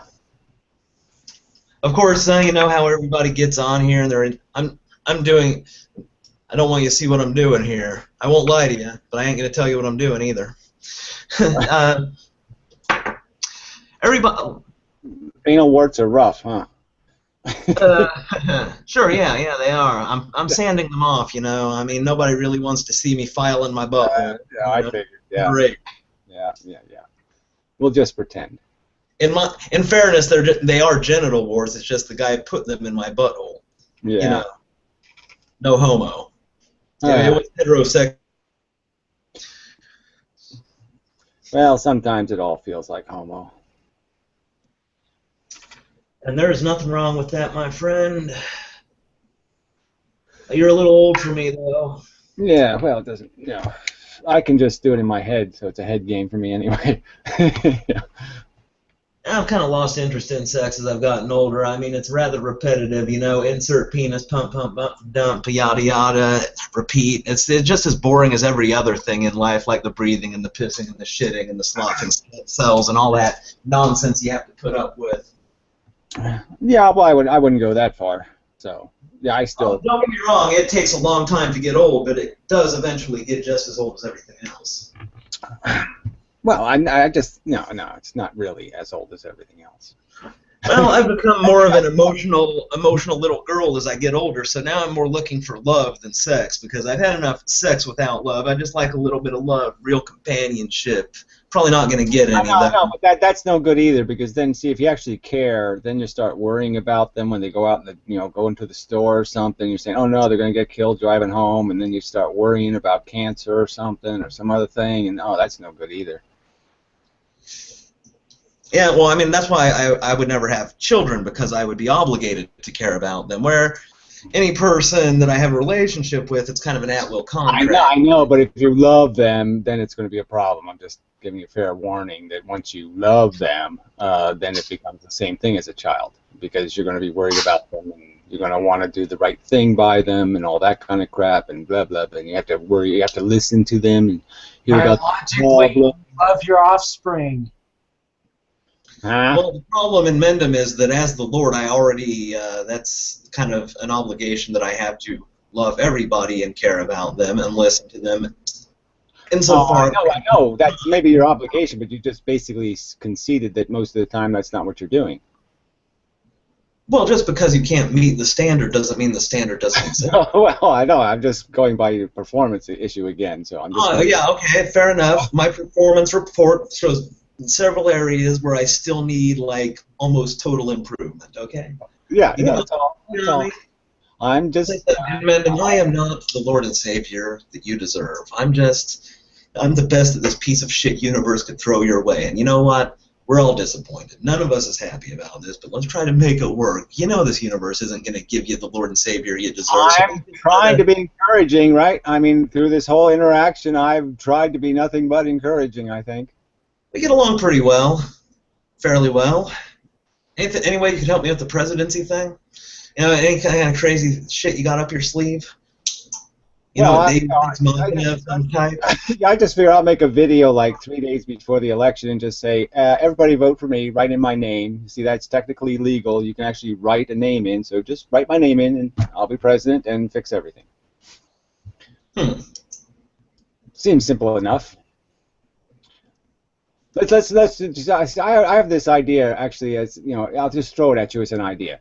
My solution to the whole politics problem would be to have collective presidents. So just take like 6 good men and just say they're running for president, right? And they're a democracy in themselves, right? So all of the non-critical, let's bomb the Russians, right? That would be one guy who's the head president, let's say. So he would make all of these bomb Russia with the nukes decisions. But every other decision, it would be a democracy of these 6 or let's make it 7, just so there's no tiebreaker problem. It'd be a little jury for every issue. So it's not just. I'm just saying, but you'd have these 7 different brains, right? And so you're basically electing 7 brains with different ideas and different approaches. You know they're going to argue with each other. They know they're going to disagree. So you know nothing's going to be done. And you get rid of all the pork too, right? Because they all can't be from Sequanza to Kentucky or something, right? They all can't be from the same hometown. So they're all going to have different agendas, and so you get rid of all the bullshit, right? I mean, they would end up having, like, to do something. And you could hate them, right? You could hate half of them and still like the other half, so it's all kind of good, right? I just think it'd be a good way to run for president. Just run for president and just say, look, Me, Snakepliskinist, the amazing atheist. Let's see if we get Dawkins to play along. Even that Degrassi Tyson guy, yeah, we'll let him in. And let's just, you get 7 guys and you just say, we're running for president. And, yeah, this is what we're going to do. I think it'd be a good idea. It's an amazing idea. Yeah. Good. Now we got to figure out a way to make that implementable. Unfortunately, I'm going to need like somebody smart to do that. Let's find guy in the middle. Are you smart at all? He smokes cigarettes. I mean, whoops. Yeah. Whoops.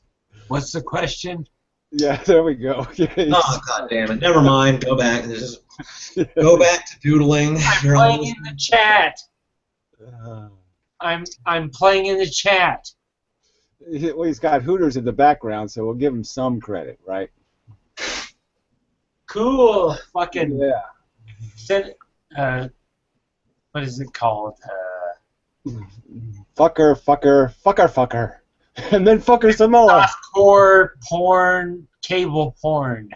Ah, cable. What's really great about your idea of the jury president, you know, what'd be really great is if it was never disclosed what was anyone's idea, right? So if people, these guys were working really to do their jobs and not for personal accolades, for political points, they'd be more inclined to not do stupid, fucked up shit just to look good. If nobody really knew where the ideas originated, who opposed, when it came down to making that call, you get your jury, they go in, they make their decision, and it's got to be, if not unanimous, then you know, majority wins kind of voting deal for the presidents. Yeah, well, I think the majority has to win. I guess you could put some decisions, say it has to be a 60% or something, but I wouldn't go any higher than that. I mean, you're not going to get consensus on anything, so consensus is kind of a game breaker. But I had the same, I first thought of this as the Supreme Court. It'd be nice to be able to just vote off the asshole. So like every year we should just vote off one Supreme Court member, you know, and you put a new one on, you know, just because, yeah, there's assholes on the Supreme Court. I mean, they make asshole decisions, and you should get rid of them. They shouldn't stay there for life. And Clarence Thomas, he has not made a single decision in the past, like, ever. He's dead weight. Yeah, he's a moron, too, besides being dead weight and, you know, eats a lot of food. Yeah, he's really, really dumb. Yeah, he's dumb. That's why he's on the Supreme Court. No, he's on the Supreme Court because Congress is retarded. Okay, I mean, come on. I mean, he's basically politics. He's got more dick than brains. Apparently, that's about all he's got going for him. Is he has apparently a big, giant soda can penis.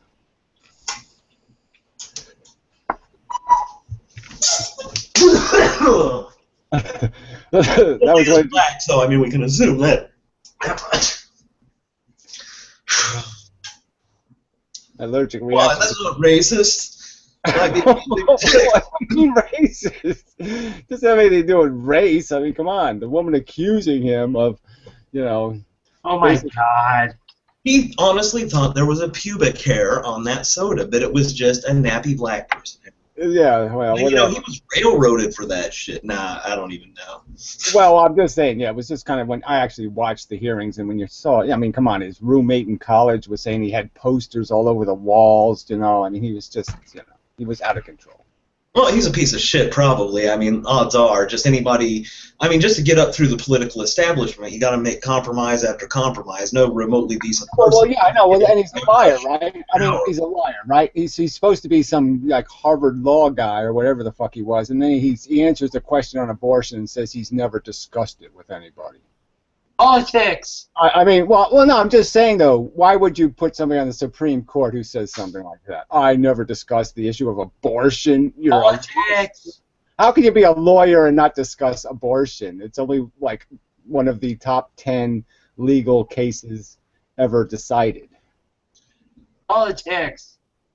Oh, yeah, I mean, the guy who normally says nothing of worth, he's got it. I know, but is that what you want the Supreme Court? I'm just saying, isn't the Supreme Court supposed to be above that? So I'm just making my... No, it's not. You're making my argument for me. Well, yeah, but in Mendham, we both know that what it's supposed to be for is the opposite of what it's really for. If they're lying politicians, they shouldn't have a life appointment then, retard. Politics suck! No, just shut up. In Mendham, politics by its fundamental nature requires it to be wrong about everything. Because it's not if you do it right. No, that's not true. If you did politics, if we had a real democracy, like if we got rid of the geographic thing and we had, 200 congressional seats, or you just come up with an arbitrary number, and it was a national election, and all you had to do was get affirmative votes, so you couldn't steal votes. So you didn't have a regional election, you just had a national election, and you're going to elect 200 guys to get the most votes. Then everybody would have a representative, right? Cigarette smokers would have representatives. Everybody would have a fair seat. So even the child molester lobby would probably have enough people where they'd actually have molesto as their representative. And you'd have clan members, you'd have real America in the Congress having a real argument. And I'm just saying then politics changes, right? Because then you've got a lot of passionate, honest men fighting about these issues instead of a bunch of compulsive liars fighting. Oh, you're right. No, let the smart guy talk again. Okay, now, in Mendham, you're right, but here's the problem with the nature of politics. Yes, if you were to institute that system that you said it would work great. But by the nature of how upward mobility works, those who are hungry for power would climb upward, fill those echelons, start doing a few deals, changing the system a little in their favor so that they could maintain their you wouldn't vote for them then, right? You'd want your representative to be your representative. You'd want some shirtless glibite, who tells jokes, to be your man, right? I'd have, like, Jack Kevorkian ran. I would have voted for him. I'd have Jack Kevorkian as my representative. If Jack Kevorkian sold out, then I wouldn't vote for him again. And it would work, and that would create faith in the system, and people would have faith in the system. Well, I'm just saying, the word politics, we've done politics bad. I just don't want to go right back to where we are, my friend. That is how politics works, how it's always worked. Look at ancient Greece. Look at ancient Rome. Look at every fucking empire, my friend. The best system cannot fucking last. Excuses to be a quitter, a little weak runaway quitter. You're just making excuses to quit again. No, politics is a word we can save. We can save the word government. We can save all these words. Okay? They're concepts. Okay, they're concepts that can work if we make them work.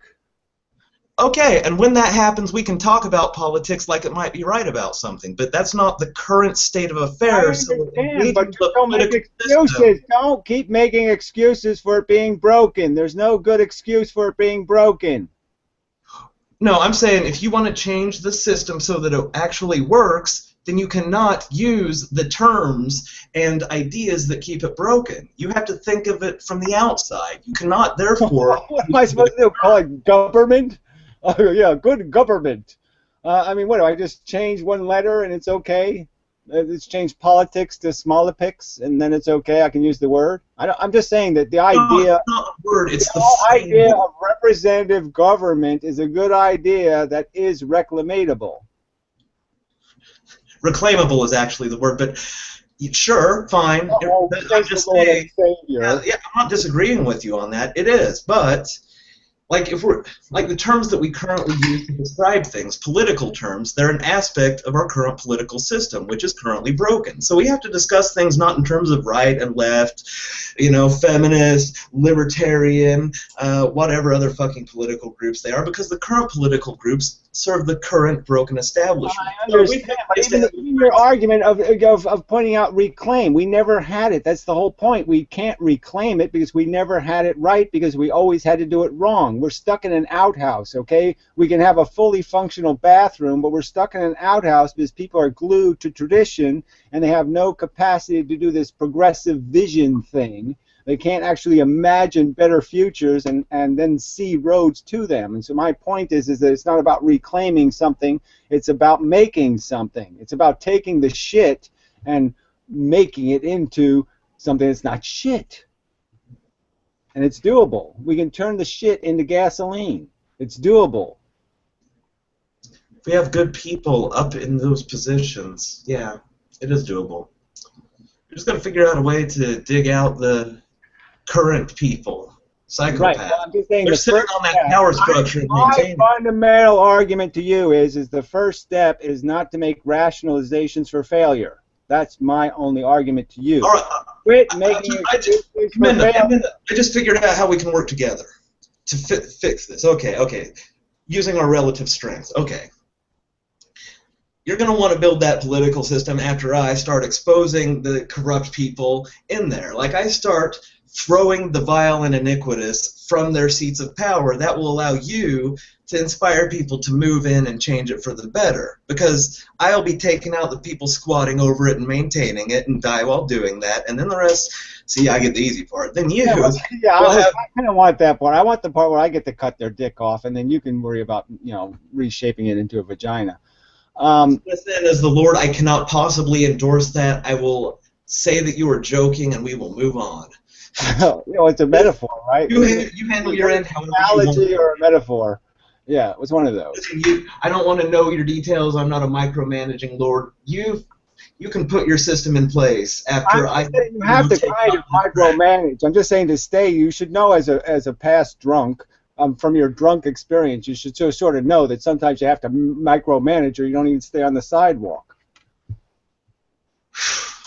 I have faith in you, Mendham. I think you can, I think once you see me start doing the impossible and actually making my way toward president, you're going to be a little bit more of a believer. And you're going to say, maybe Mendham, maybe I can make it. Look, I don't mind being the brain behind Snakepliskinist. Yeah, that's okay. Yeah, well, I'm sure you don't mind. Don't mind doesn't really matter when we see that there's something we can do, and we are just the motherfucker to do it. And you can't count on right. Well, that's the attitude. That's the kind of attitude I like. Okay, there we go. All right, let's kick their asses and such.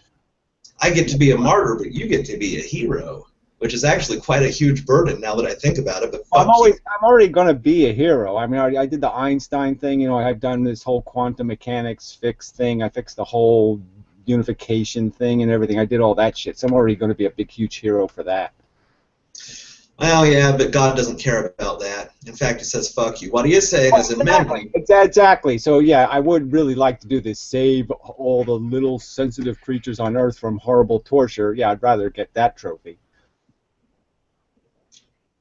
I'm just gonna need you to try to not become a ruler or a god yourself. Just like what you're saying about the political system, I think you could come up with something that was very fair. I mean, you can't implement all those, Well, look, you're kind of a good talker, right?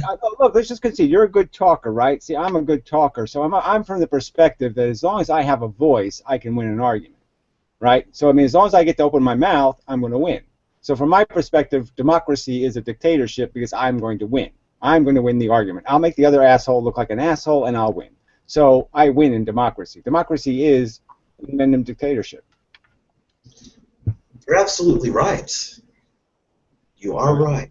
But that's the thing. That's the whole point. It's all about the debates and which side of the issue and which side of the spectrum. It's all about winning. You can win even when you're wrong. You're that good. You're that skilled. Yeah, so, well, I do notice when that happens. So I think I am cautious. So that I have to my credit. I think that I am cautious not to win arguments I don't want to win. Yeah, because you could beat the other person. You could argue something, like I do this sometimes, like I know I'm dead wrong, but the other person isn't smart enough to tell me how I am, so I just keep rolling.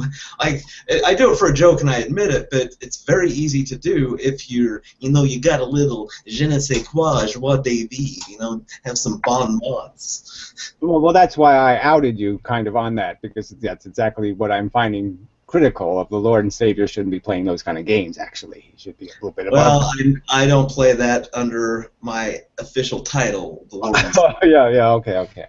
Somebody named the Rizzle Dizzle should be expected to behave as somebody who would call themselves the Rizzle Dizzle. So, I mean, or some, like, any videos under Snakepliskinist, I mean, from the name Snakepliskinist, I mean, there's no disparity of advertising. But now that I'm the Lord and Savior, even if I'm not perfect, I will work toward that, being the best Lord and Savior I can be. Yeah, well, I don't know. That's not exactly true, though, because Snakepliskinist basically was kind of a heroic character, kind of an honorable, decent, fair, honest guy, and your version of him was kind of shabby. You know, I didn't realize until I looked through my videos how obvious it is when I lie. It's like really embarrassing. I think that, like when I say that as the Lord I can't lie, it's not, that's, Well, I you're mean not that that it's so bad at it. I mean, obvious I when was I lie actually, that I'm not, I don't know. look, I'm kind of stupid, dude. I don't get jokes and stuff sometimes, but I mean, I was actually going for the turnip farmer thing. I was saying, yeah, okay, that's possible. He lives in the middle of nowhere, so I guess he could possibly be a turnip farmer. Well, yeah. Somebody has to be one, right? Somebody is actually a turnip farmer, right? Somebody is. Turnips exist and they don't farm themselves. Exactly. So yeah, I guess it's that guy. You know, so I fell for it. You know, that probably didn't seem like a lie just because, like, I'm sort of, when I say turnip farmer, I just use that as another word for hillbilly or rube, hayseed, just a hick in the middle of nowhere where there's nothing to do and nothing, backwoods turnip farmer, good old boy. I know, but that doesn't go with your spelling bee obsession as a little nerdy kid and all that kind of stuff. So, I mean, obviously you're not quite hayseedy in that sense, right? Yeah, well, I mean, I'm not really sophisticated, I guess, is what you might say. Like, I know a lot of things, but I convey them very much in the crude manner of my ilk. Yeah, I guess they ought to make a new James Bond ought to be like that, right? Like instead of being really sophisticated, he'd wear like dirty long johns and shit and pretend he's a turnip farmer and he'd fool the bad guys all over the place because they'd be like, oh, that's just the janitor walking by. And they wouldn't realize. I think it's better for spying, you know. If you just act like a dumb hillbilly, nobody's going to think you're there to steal their national secrets. You're not like, yeah, got it. Yeah, like fart and stuff. You know, do everything anti-James Bond. Well, yeah, I mean, that James Bond, somebody that suave and smooth, you're going to be like, that guy is a little too fucking suave and smooth, you know? I mean, it's kind of ostentatious, like, now that I think of it. Yeah, and realistically, if you were a mastermind criminal mentality, you'd automatically just shoot him in the back of the head, right? I mean, because you're like, okay, James Bond technically could trick me. But yeah, Hayseed, oh, fuck, yeah, he's not going to trick me, so I don't even have to bother killing him. God damn it. I seem to, man, that electronics, I'm charging it. Yeah, see, that's the problem with your little battery thing. That's why I use an adapter and, don't bother with batteries anymore. Indoors. Yeah, and since, like you mentioned, you can inhale like a psychedelic dose, I've been taking enough puffs to kill an elephant. You might notice I'm super intense just in this video. That might be the nicotine, like, really focuses me. Yeah, we can buy it, in bottles. You have, 500 milligram bottles of 100 milligram nicotine, so you can really get. Yeah. I'm charging it.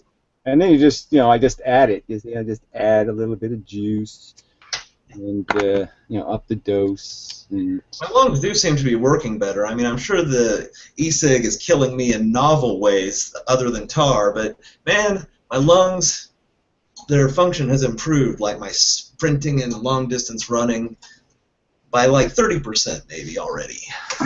Yeah, I haven't noticed any of that actually. Cigarettes really agreed with me, to tell you the truth. I never had a smoker's cough or any kind of. I love cigarettes. So. Oh yeah, and plus I'm smoking cigars, and so each one of those is just. You're not even supposed to inhale them, but I say fuck YOLO. I inhale them deeply, and I found pieces of wood inside of the Black and Mild. Yeah, that's actually how I started smoking cigarettes. I started on cigars, so I started smoking Tiparellos, and like I didn't know you weren't supposed to inhale them, and I was like, people were looking at me funny. You inhaling that? Yeah, I'm inhaling. What are you supposed to do? Am I supposed to inhale it? What are you, crazy? Yeah.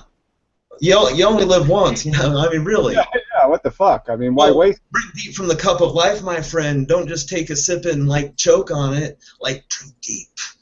Yeah, and the whole point was just to get your party for smoking reefer. So that was the whole point of smoking in the first place, was to make yourself more reefer-friendly.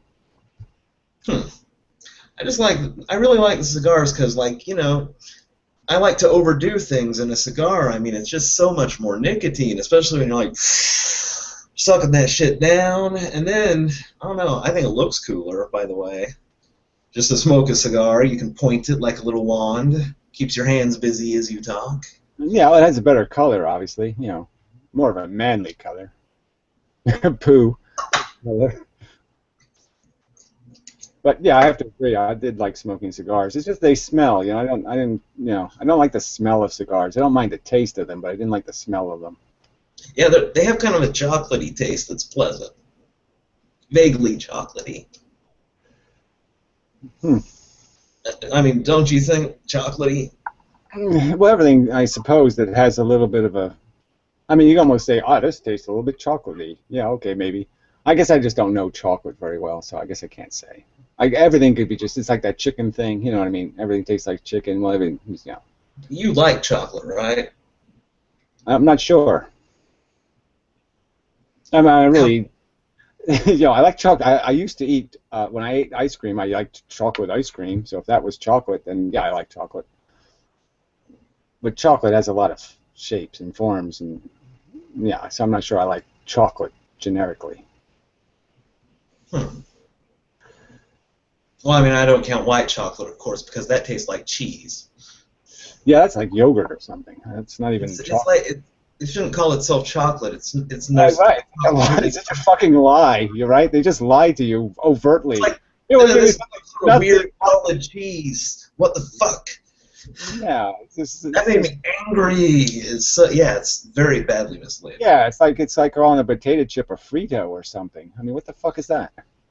Yeah, or like you get here's some nice chicken wings. Open it up. Oh, it's donuts with sprinkles. Yeah, yeah, that's not fair. Entirely different category of shit. Yeah, it's that whole muffin cookie thing or something. Anyway. Sure. But anyway, I probably should move on to some other project, like doing the whole physics thing or something serious, real. Nah, don't pressure yourself like that, man. You know it's not serious. We're all just killing time until our cells wear out. You know that better than anybody. Oh, I'm a lot closer to that, so obviously I am more reluctant to acknowledge that's all I'm doing because I'm close to that. So, like, if life was a race, you're getting close to the finish line. So, I mean, why don't you just be like, well, because I know I know, but you just have to look at like Mexico and you just say, oh shit, I'm going to be born in Mexico. So as soon as I die, you know what I mean? You're just basically going to get, yes, the new model's going to be the Mexican. Wait, are you saying I'm going to have an uncircumcised penis, and oh, it's just going to suck. You're not going to be reincarnated. You're going to be dead. I know, but it's the same difference, right? I mean, I'm just saying this is all kind of a universal functionality. I mean, we're all just the wind-up Donald Duck, right? And so, yeah, one of the Donald Ducks has a longer beak, and one of them has yellow eyes, and one of them has blue eyes. Who cares? I mean, it's all the same model. It's consciousness inside this bullshit. And so I'm just saying, in that sense, you're going to think about come back. You're going to come back again. You're going to have diarrhea again, and you're going to have. You're not focusing on the positive, my friend Gary. You're going to have liver cancer again. You're going to have athlete's foot again. Blah blah blah blah blah. Oh my God! Well, and you'll deal with that when you get there. But currently, Gary, you are winning. This piece of shit world has tried to kill you. I know, but I'm just saying that it just takes the complete off the winning when you know that you're not out, okay? You're not going to be free. They're going to drag you back. They're going to drag you back and put you in the shitty Volkswagen. I mean, I'm driving the Lamborghini now, and they're going to put me in that ratty, smelly, barf-encrusted Volkswagen. And I just don't want to do that. Yeah, well, in that case, you really better join my cause, because at least you can get a reprieve. Yes, give me life ever after. Yes, you'll keep me alive. No. I don't have to be born. I don't have to be born. What? It'll just be less shitty, of course. It's just, that's all there is. Less shitty and more shitty. The levels of existence. I mean, and of course, I'm just saying, I have to concede. I just think it's more shitty to be a stupid, smelly asshole, and I'm just well, I mean, being the stupid, smelly asshole in Indonesia who's also a Muslim. I mean, the whole idea of that being my fate just makes me want to puke a lot. Well, can I help you? Actually, I can help you with that. Oh, good. Or actually, we can kind of all help each other with that. The thing is, brass tacks, I'm not even going to try to sell this to you. I'm going to tell you exactly how it is. not give you any details other than that. But I go, okay. Yeah, there's a rainbow. There's a rainbow, and there's a little pot with gold in it. That's as much as I can tell you. Let me give you the deal, and then I'll just tell you.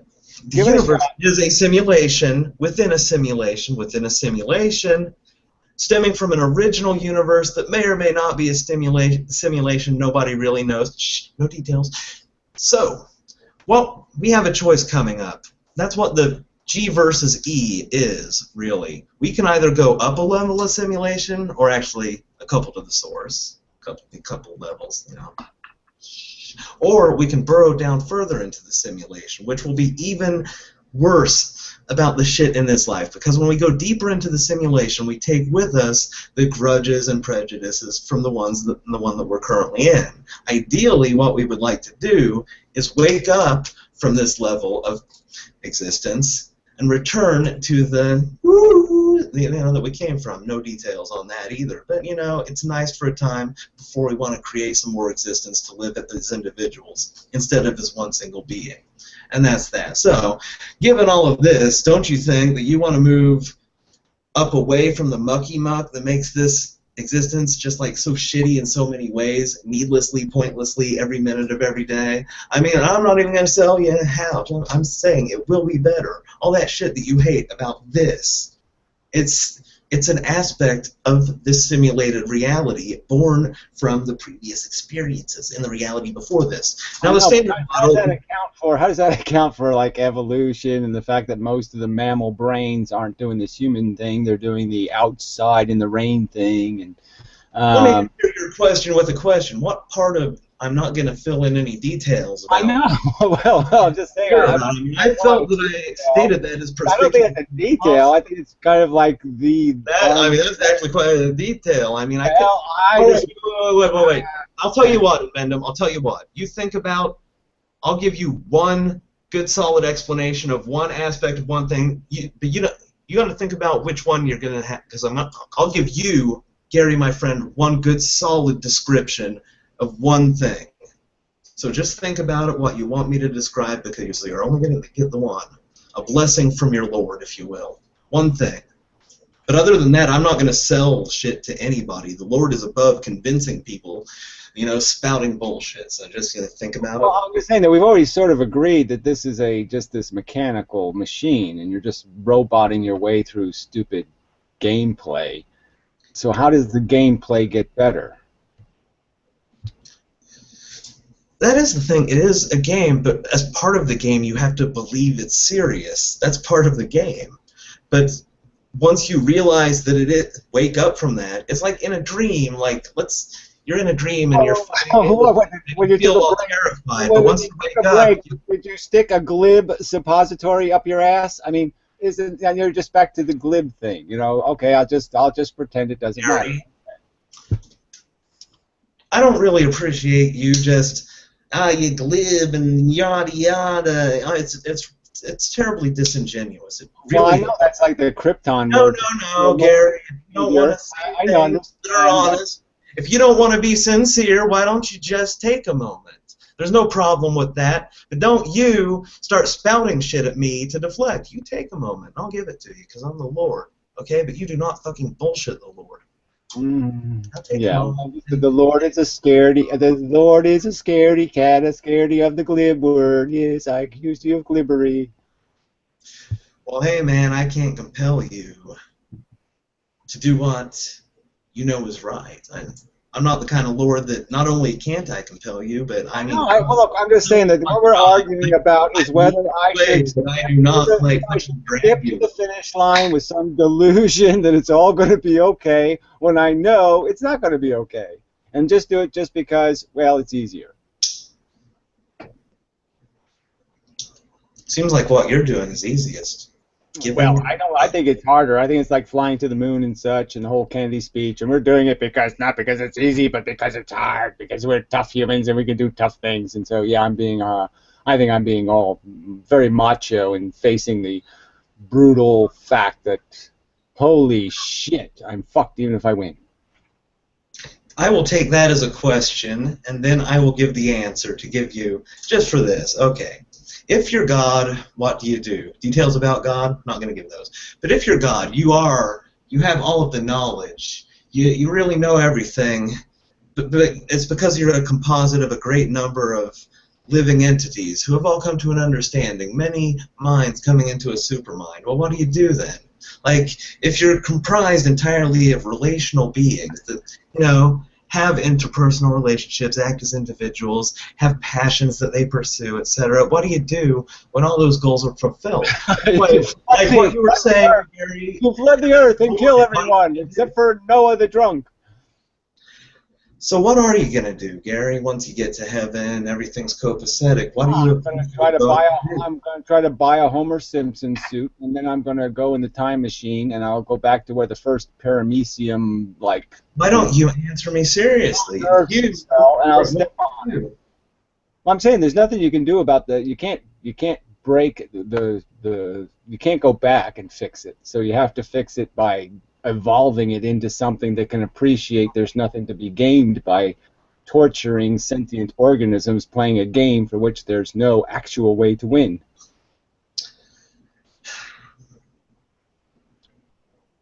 Really?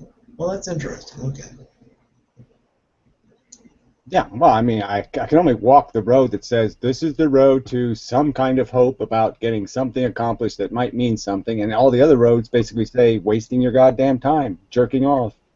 So, yeah. Well, here's the thing. What if, yeah, I can't say that it's wrong to look at sentient organisms and their well-being as non-factors, because they're very clearly factors. They're primary factors for anyone who gives a damn, anybody who does have a conscience, who care about sentient things and their suffering. So that isn't a non-factor if you take reality at face value. If you take it at face value, that is. Right, if you don't glib on it. If you engage itself.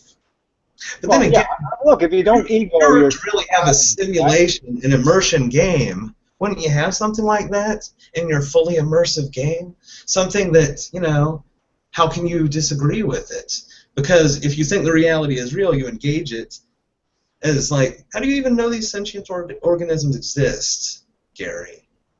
How do you really? Well, there's no evidence that they don't exist, so I'm just saying, I guess exactly. that's pretty good evidence is that there's no alternative theory that makes any sense. So they exist, well, that's about the only theory there's any evidence supporting, so I'll go with the one that has some evidence.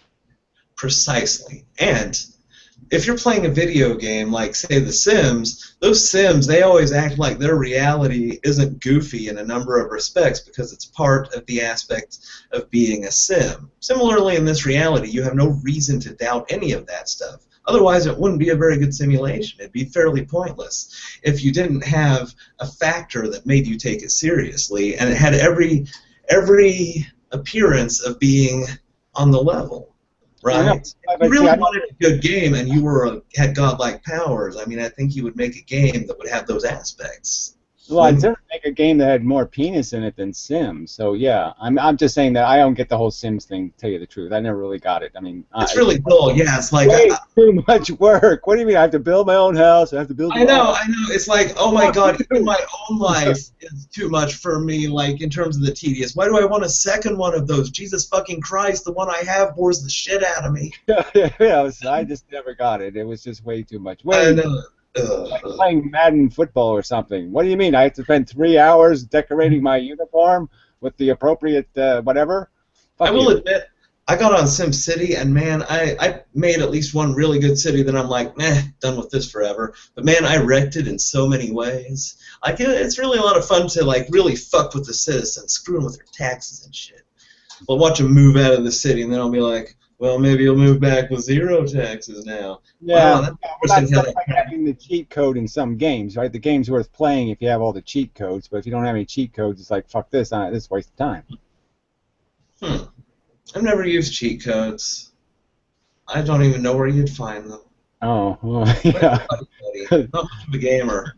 Yeah, well, I've been doing Goat Simulator because it's relaxing to me. I've been stressed out from my lording and savioring. Like, And like Goat Simulator is just like returning to the simple pastoral joy of being a goat who can like do really crazy shit like turn into a shopping cart. It's relaxed.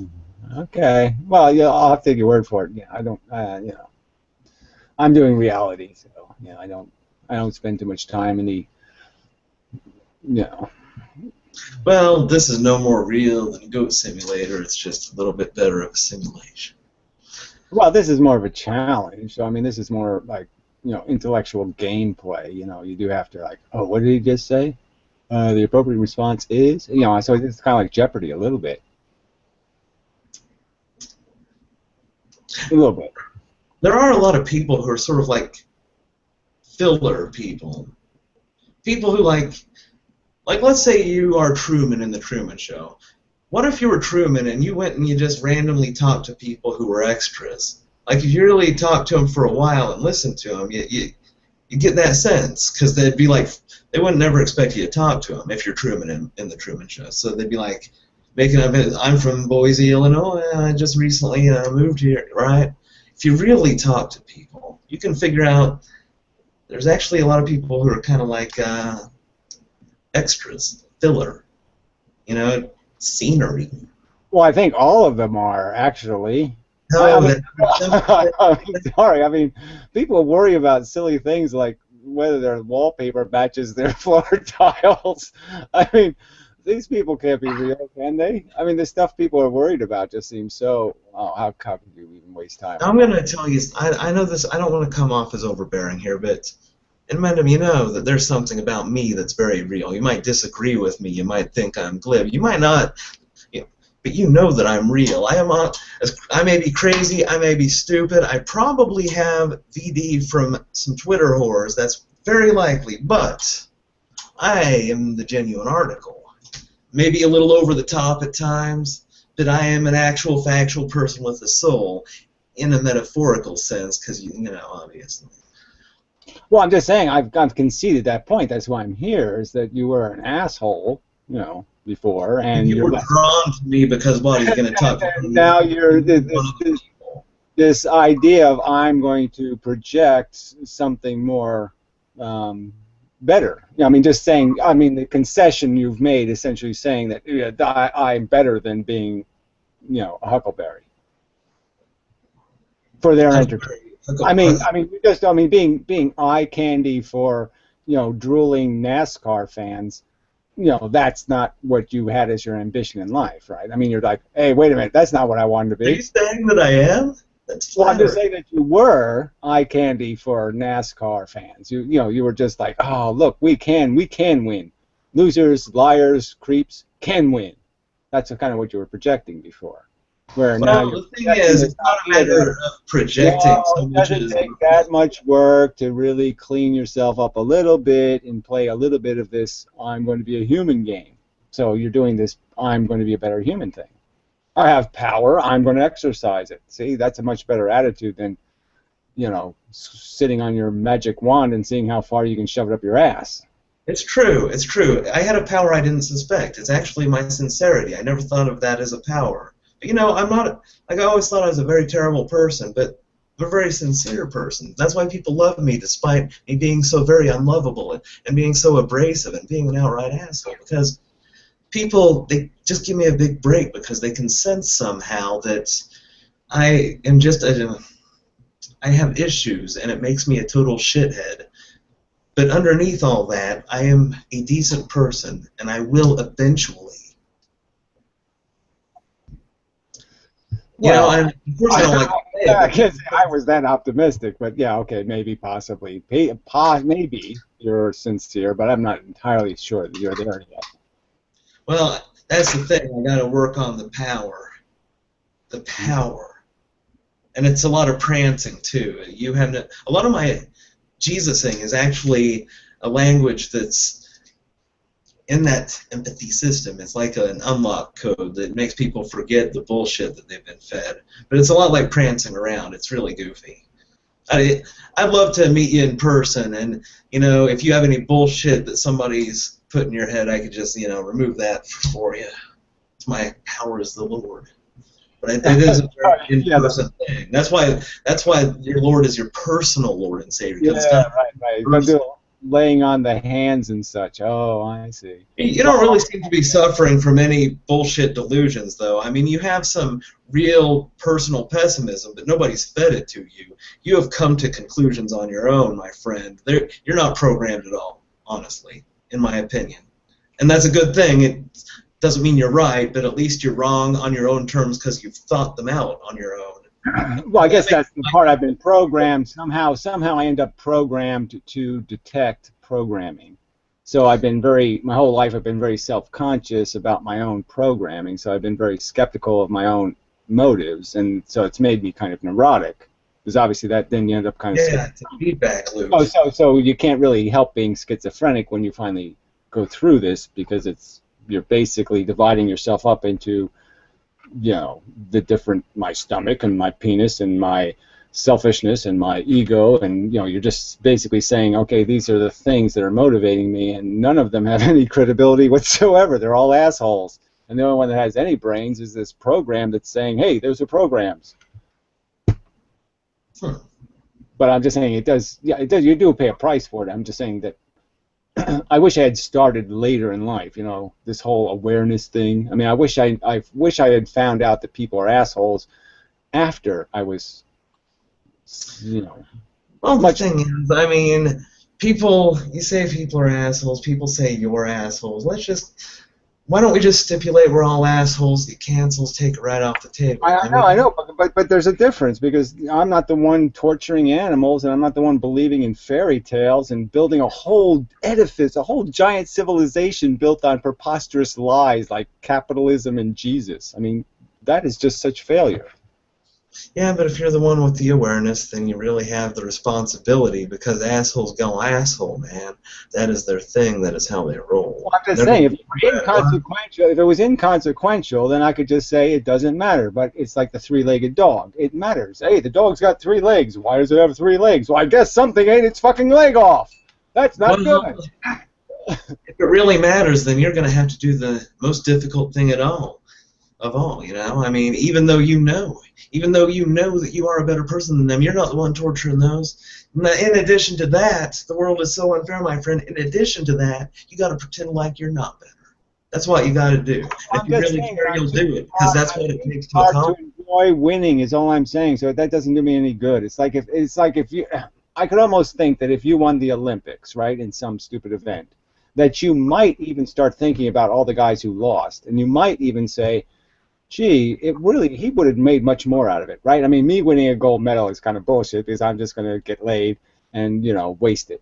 And, yeah, for him, it was that guy's whole life. Well, I'm just saying, you're probably smart enough to do a little of that contemplation. Yeah. Realize that, I was upset by God. I probably realize that this gold medal has a bunch of blood on it, that basically there's a lot of pain and suffering that went into this stupid thing, and it's just so fucking stupid that all of this energy, all of this wasted work and pulled muscles and broken legs and ruined lives, for what? So I could win the lottery. I mean, it's just stupid. Yeah, it's like a bunch of prancing and a bunch of, fancy hats.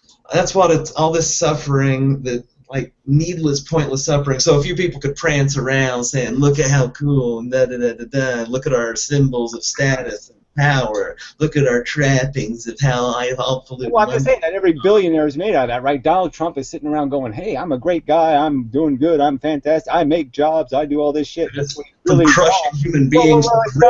He's had a bunch of people grinding away that he's exploited their labor like fuck, and taken away half of their life, taken away half of their comfort. He's probably caused divorces and suicides and all kinds of shit by exploiting the fuck out of human beings and grinding them into dirt. And you're just saying, look at our culture. Our culture is making a fucking tribute to that. It's making a monument, a statue to that. And so I'm just saying, at 4 years old, I realized when I woke up on planet Earth, and I said, gee, everybody's an asshole. They're full of bullshit. They just lie all the time. They just lie about everything. You ask them a simple question, why are we here? What are we doing? And they give you a preposterous answer. It's God's will that you're here. And we're just trying to, like, get stuff. What you were saying about Donald Trump, would you say that we live in a time where what we need is for the first to become last and the last to become first? I mean, because think about it, those first in our mind is successful, like Donald Trump. They are the very last among the worthy of us. Lots of that biblical stuff is applicable. You know, do unto others, have others do unto you. So there's about 7 or 8 good paragraphs in the Bible, but most of the Bible's doing is throw rocks at gay people and shit. So most of the Bible's... Forget about the Bible and think about this and the times we live in.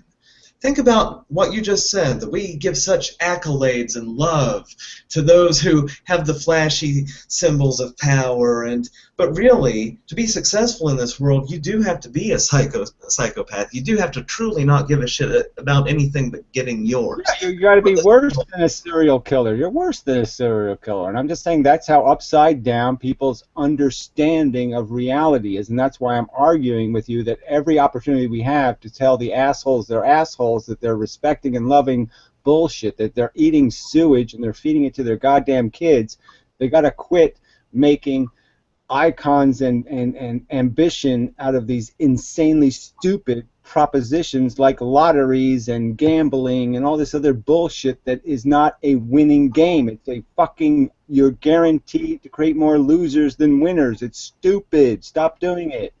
Find some other way to masturbate. And that's how you have to, that's where the universe gets unfair.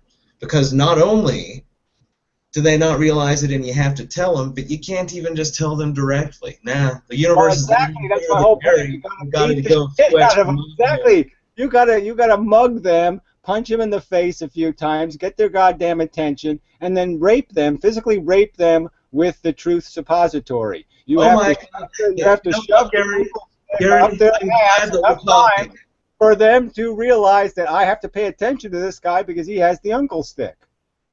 Gary, you're lucky. You're lucky because I'm the Lord, and I just so happen to have a better way. Yes, indeed. Oh, cool. Magic sprinkles, like cereal dust. Well, you know, actually, nah, I don't want to repeat my Jesus-y things. I'm sure you can find some religious person to tell, you know. Okay. Let's not use potions, yes. Eye of the newt and, you know. See, here's the thing. Here's a very pragmatic thing. It doesn't matter how bad they are and how stupid the things they're doing are and how obviously stupid it is. They are not aware and they will not be made aware by you talking. Therefore, you have to act as an agent of what is good. What is good for everyone. My theory. This is wrong. This is my theory. If the smart people, the ones capable of understanding that it's stupid, would actually say something like, hey, I think that's fucking stupid, instead of making excuses and rationalizations for stupid people being stupid, then I think we could straighten them out. But if the smart people keep placating the dumb people and keep saying idiocracy for the win, well, golly gee willikers. I mean, that sounds kind of like a rationalization for not doing the extra work of not confronting people. You want to confront people who doesn't. But if it doesn't work, then you're making excuses. You got to do what will work. I think it would work. I can't do it alone. Yeah, but other people have to do that. You only control my target is smart people placating stupid people. So I think I've got the right target. I mean, they're really the problem. The stupid people can't fix themselves. The smart people have to instruct them.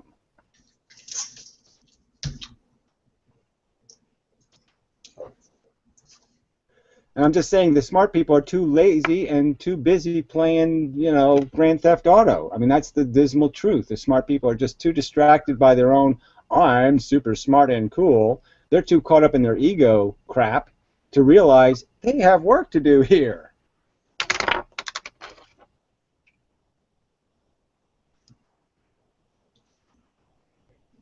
You know, you really stress smart and stupid. You know, what really matters in your Lord's humble opinion is what's in the heart. Oh, dear.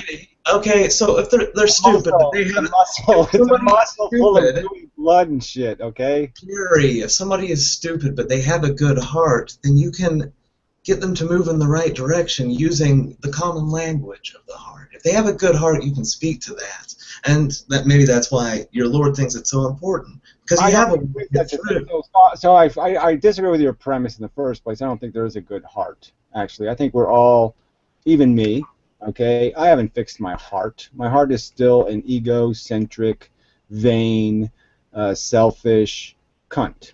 And it'll always be. I can't fix that because I'm an animal. So my heart's an animal. It's not smart. It's stupid. It's crass. It's greedy. Okay.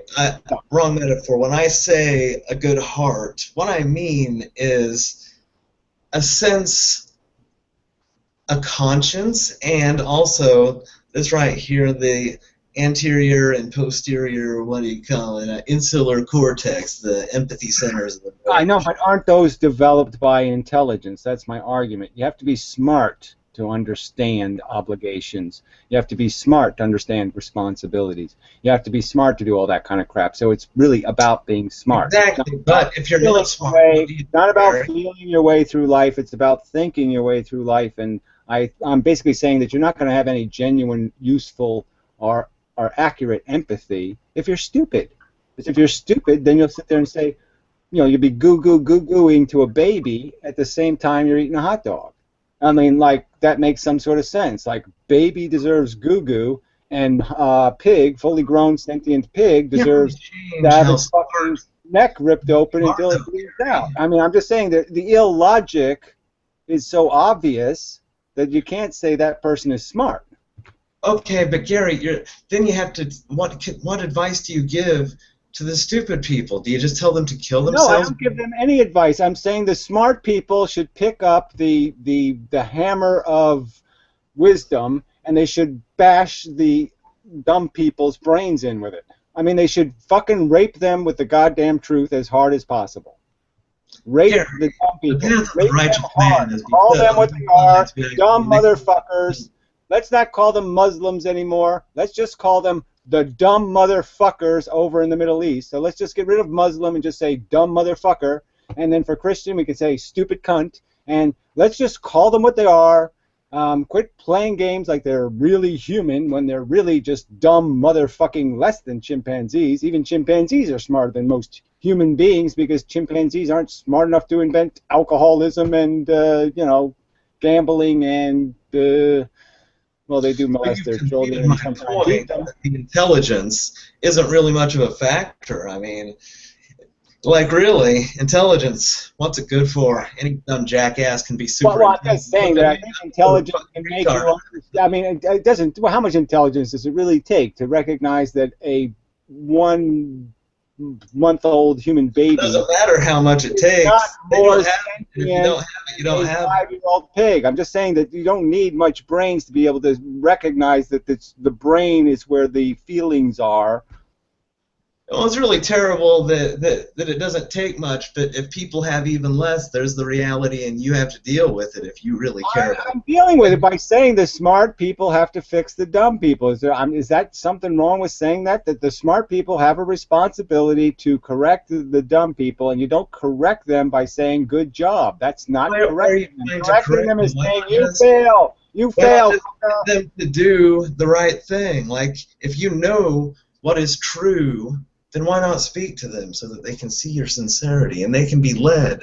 Well, I just explained that the first step for them to understand is you have to first eviscerate them of their preposterously insane ego. So why do they need to understand? You have to first humiliate them before they're ready to receive. Why do they need to understand, Gary? If they can just know what they can do, and you can let them know. I just explained why. Is that's what separates us from fucking hedgehogs.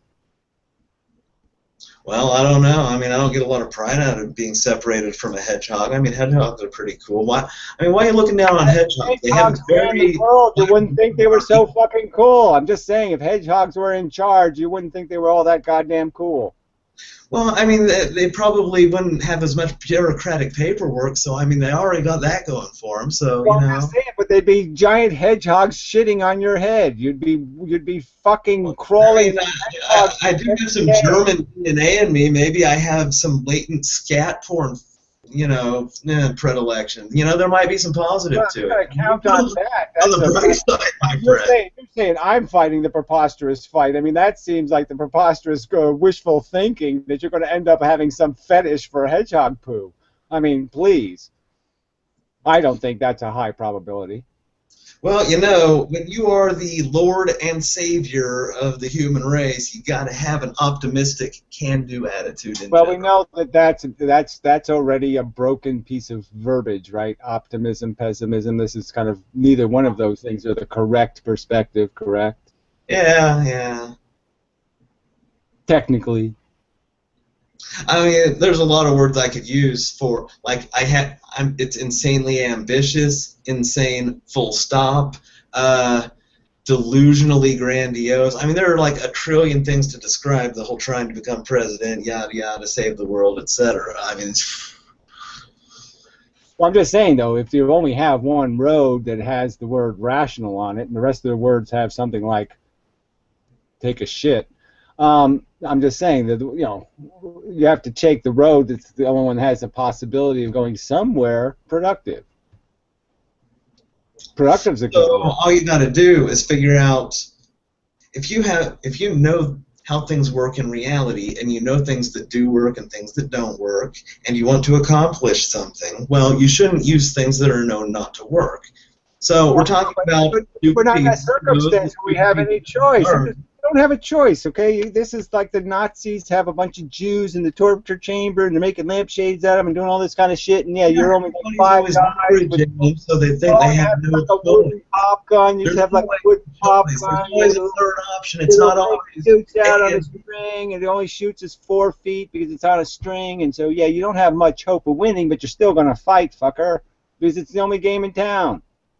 Yes, that is the sold. That's the story we're sold. The only game in town. Well, why don't you just not play? You know, enough people don't play the game.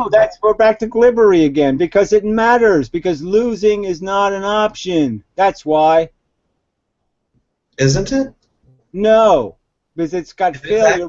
Guaranteed failure. Guaranteed. You have 2 things. You have preposterous hope, and you have guaranteed failure. Well, I say you gotta go with preposterous hope. You know, to choose guaranteed failure is just irrational, as Mr. Spock would say. Well, why are you putting the pressure of success and failure? I mean, other organisms don't. Just because you can comprehend it. No, let's do it the paramecium. Yeah, that's what my mother used to say. Just be like the other parameciums. Quit being different. Well, why? Understanding stuff does not necessarily compel you to do other than any other living organism. Guys, that was the whole. But we already covered that subject. That's what the obligation and responsibility. Well, I mean, you feel like you should, but you feel are made visible through intelligence.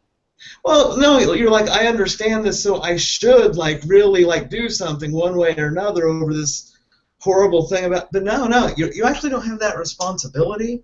Just because you can comprehend the plight of life and the whole, you know, futility of it all. I'm just saying, the responsibility is that you know reason and rationality are your only options here. You don't really have the option of winning by being irrational and silly and stupid and uncalculating and, you know, just farting. That's not going to win. So you know that thinking is going to beat farting any day. What's winning to you again, Gary? What's who? What do you think of as winning? Winning is being productive, making the most out of your stupid, conscious, fucking crappy existence. So winning is, I will reduce suffering on planet Earth with the hope that I can annihilate all the useless and unnecessary pain ever to be experienced in the future. I see. I guess if everyone worked toward that goal, I mean, yeah, man, at the very least, it would cut down on the fucking traffic. You would think, yeah. You know, without people just reproducing willy-nilly, like those, you know, as the Lord, I don't like to go on about things that I really hate. I don't want to rant about them, but like the Duggars, and like, you know, just when people have like 16 kids and everybody's like, oh yeah, this is so great, let's celebrate it, and I'm like, oh my fucking God, I know, but isn't every parent an asshole? I mean, just thinking about it, I mean, there's nobody I would say, oh yeah, they should be parents. because it's just always going to blow up, right? And even movie star kids. It's maniacal to think you could raise a kid without horribly damage them. Well, exactly. I mean, you have to be so cruel to make them into a human being. You have to, you really have to work on it, because they start off as this gooey, stupid, selfish piece of shit, and you have to kind of beat that out of them. Well, I mean, despite whatever the best intentions of parents, really, everybody's going to have like something horribly wrong with them by the time they get to adulthood. Nobody is suited to be a parent, really, right? I guess what we're all. Well, I know. Well, you once played on a character on TV. You were a guy with one eye. But yeah, I mean, yeah. There's again, you can't. I'm just correcting you. Again, they're all not the same mistakes. There's gravity of mistakes. So obviously, it's a lot worse to have. Parents can really turn you into Frankenstein. It's not like a.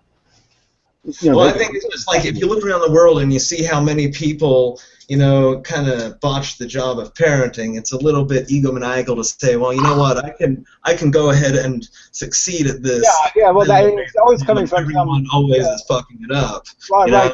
The crack whore who says, yeah, my parents sucked. I'm going to be so much better. And why she's drinking and smoking, and you're just like, oh yeah, you're ready for the job. You're taking it seriously. Amanda, here's what I think about judgment. It's not a matter of like being non-judgmental is great. I'm going to tell you how I think about judgment and why I try to avoid it personally. Everybody, I feel like, judges other people because people are always trying to aim some judgment at them, and they're always trying to pass the buck, make sure that everybody has a way to pay forward the judgment to their lessers and whatnot. It's kind of like having somebody shoot at your feet, like, dance, monkey, dance. Avoid the judgment by passing it off upon others. And I'm just like, oh my God, that is so much work. So, I mean, you're just going to shoot at my feet? Well, fuck you. I mean, I ain't going to dance. Because it's so much easier. And judge me, if you will. But I'm not going to pay it forward because I can control my actions, and I'm going to do it just to spite y'all because it's not necessary. It's obstructive. When you judge somebody, you're really just obstructing them because they're going to do whatever the fuck they're going to do. Bullshit. It doesn't really mean anything. Bullshit. Every interaction means something. It all adds up. Amend them.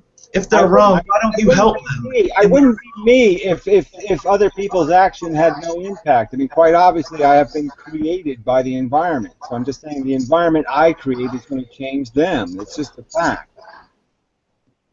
Well, I do believe that empirical reality disagrees with you by your own admission and your many stories and characterizations of people in general, my friend. I'm just saying, I'm not saying it has to be deliberate. I'm just saying we change each other not just deliberately, but indeliberately. I mean, by providing a bad example, you can provide somebody a good example because people say, shit, I don't want to be that asshole. I'm just saying that all interactions have significance, and I'm just saying if you calculate the interaction, you can have a commensurately likely to be productive consequence. I mean, you can't guarantee anything. We can't control any of this, but I'm just saying we certainly know what's more probable to have an effect. And I'm just saying it's more probable for crack whores to recognize they shouldn't be mothers who actually point out that they're insanely out of control. They can't even take care of themselves, and they have no right to play dice with the welfare of their child. So unless they have a plan, and unless they have a lot of insurance to cover all their failures, like whatever, muscular dystrophy insurance or whatever, what business they got creating human beings? Let me ask you this, Amendum. Has anyone passing their judgment off upon you ever stopped you from doing anything you wanted to do, really? Ever even once? What I'm saying is that obviously I drew my conclusions from the world that existed, and so I did it without anybody even telling me it's the truth. So obviously the truth is there to be discovered, and I'm saying that interactions with people are likely to change them. Yes, if everybody... Look, we know that the judgment people cast upon you ever changed you toward what they... Point to people, no, I don't change anybody, but if I was Madonna, I'm telling you I could change people. If all you need is celebrity endorsements. So let's not pretend that celebrities dictate what the mind of the human race will be, okay? Humans are sheep. The stupid humans are sheep. If the Pope You need to focus, Gary. We're talking about judgment and if the Pope says tomorrow that it's okay to fuck your neighbor's wife, they're all going to go fuck their neighbor's wife. Wow, you went off the reservation and then back onto another reservation that had marijuana. You smoked some of that marijuana, and then you went off that reservation. I'm pointing out how the mind is get toable, and I'm saying if all the intellectuals keep pretending they don't have an obligation to instruct the ignorant assholes on ifs and buts or candy or nuts, Gary, we are in. I consider you an equal. We're both going to have to be Lord and Saviors here because honestly, I'm not going to cut it, and I need you to man up here. Okay, seriously. Well, I don't see how I'm putting on Mr. Glib hat. I don't see how that's... You look more like a Lord and Savior than me. Maybe my role is to make you the real Jesus, so just kind of fucking go with me, asshole. I might make you Jesus. The point is not to be Jesus. The point is to accomplish the Jesusian task. And so my point is I don't, who cares about the label? I care about the performance. And I'm just still arguing to you. You think there's a I'm glad we agree about performance. Have you been performing to a Lord and Savior kind of... Well, let's just take one premise of mine. Take my one premise. My premise is that it's kind of a garbage in, garbage out system for human beings. And the only way you can get good stuff in is you first have to erase their hard drive. You first have to get the garbage out before you can put something good in. So that's my premise. So until the imbeciles are told they're imbeciles and stop thinking they're already cooked and they're not raw and they're not underdone, until you get that arrogance out of their head, they can't possibly be educated because they think they're winning. They think they're okay. They think they're smart enough. Yeah, and you keep saying until and unless and that's what I do with being the Lord. And actually, you have to take it upon yourself to be the better person, if you will. But you don't want to think of it as being the better person. But if you know what's going on, and you know that confronting them directly is not going to work, you're going to have to bear that fucking cross as the Lord. Well, I'm not just tell them to their face. I'm arguing to you that you're saying, confronting them, it doesn't work, and I'm saying it does work. If the icons, if the ISIS and all the other... Gary, this world's full of bullshit. Bullshit is catered to taste. It is catered to what people want to believe. The truth is just the truth. It caters to no one. It's harder to sell, so you can't sell it. It'll never sell. You see what I'm saying? People, they sold the Iraqi war. They sell the Iraqi war to fucking 18-year-old kids, and they go over there and shoot. You hear a lot of complaining about the problems while you were looking at or you can tell the truth. And I'm saying as long as intellectuals keep wimping out and failing to do what their job is, which is to correct the stupid, as long as they're unwilling to correct them, then they're not going to get corrected. Well, instead of talking about how they have failed to meet their obligations, why don't we look at who knows what's going on and can do something if they can do just a little bit better than that guy? Well, that's all I'm asking. I'm saying to you. If you're aware of what's going on, you're going to have to shoulder a little more responsibility. You can sit there and wallow in, watermelon. You're wallowing, Gary. We are in a little status club of Lord and Saviors, okay? And I realize you're a little older and you've lost hope. But we're going to need you to stop talking about what they're not doing, and you start to believe in yourself a little. Quite obviously, Gary, that's a false premise. I haven't obviously. You're the one has lost hope. I'm the one saying. Gary, you know what? I'm going to end this hangout now. I want you to think about what I've said because I gotta go play some. I got Wall-E, for a PlayStation 2. It's a retro game, and I just realized I am aching to finish the next level. This hangout's been going on forever, but Gary, I have loved having you on my hangout, and you're so much more pleasant than like when we do our back and forth videos. And I think you probably think the same of me. I'm only being more pleasant because, like I said, you have moved in an encouraging direction that requires reward. See, I want to reward people for going the right way and punish people for going the wrong way. And Gary, yeah, I have been a monumental prick, like nonstop to an enormous degree, and so I guess I am significantly less of a prick. So I can see perfect logic in that. I'm still working on being less of a prick still, but I mean, you know, I think any progress is good. Just got to keep going forward on it. Exactly. I mean, that's all I'm for. I got to get up to the Lord's standard. Still, called to be more rational. I'm all for that road. So, no, it's not just rational. It's got to be a standard of good, and it's like, I know, but you know, not engaging and indulging, and you know, truth is good. The truth is good. I think that's in the Bible, right?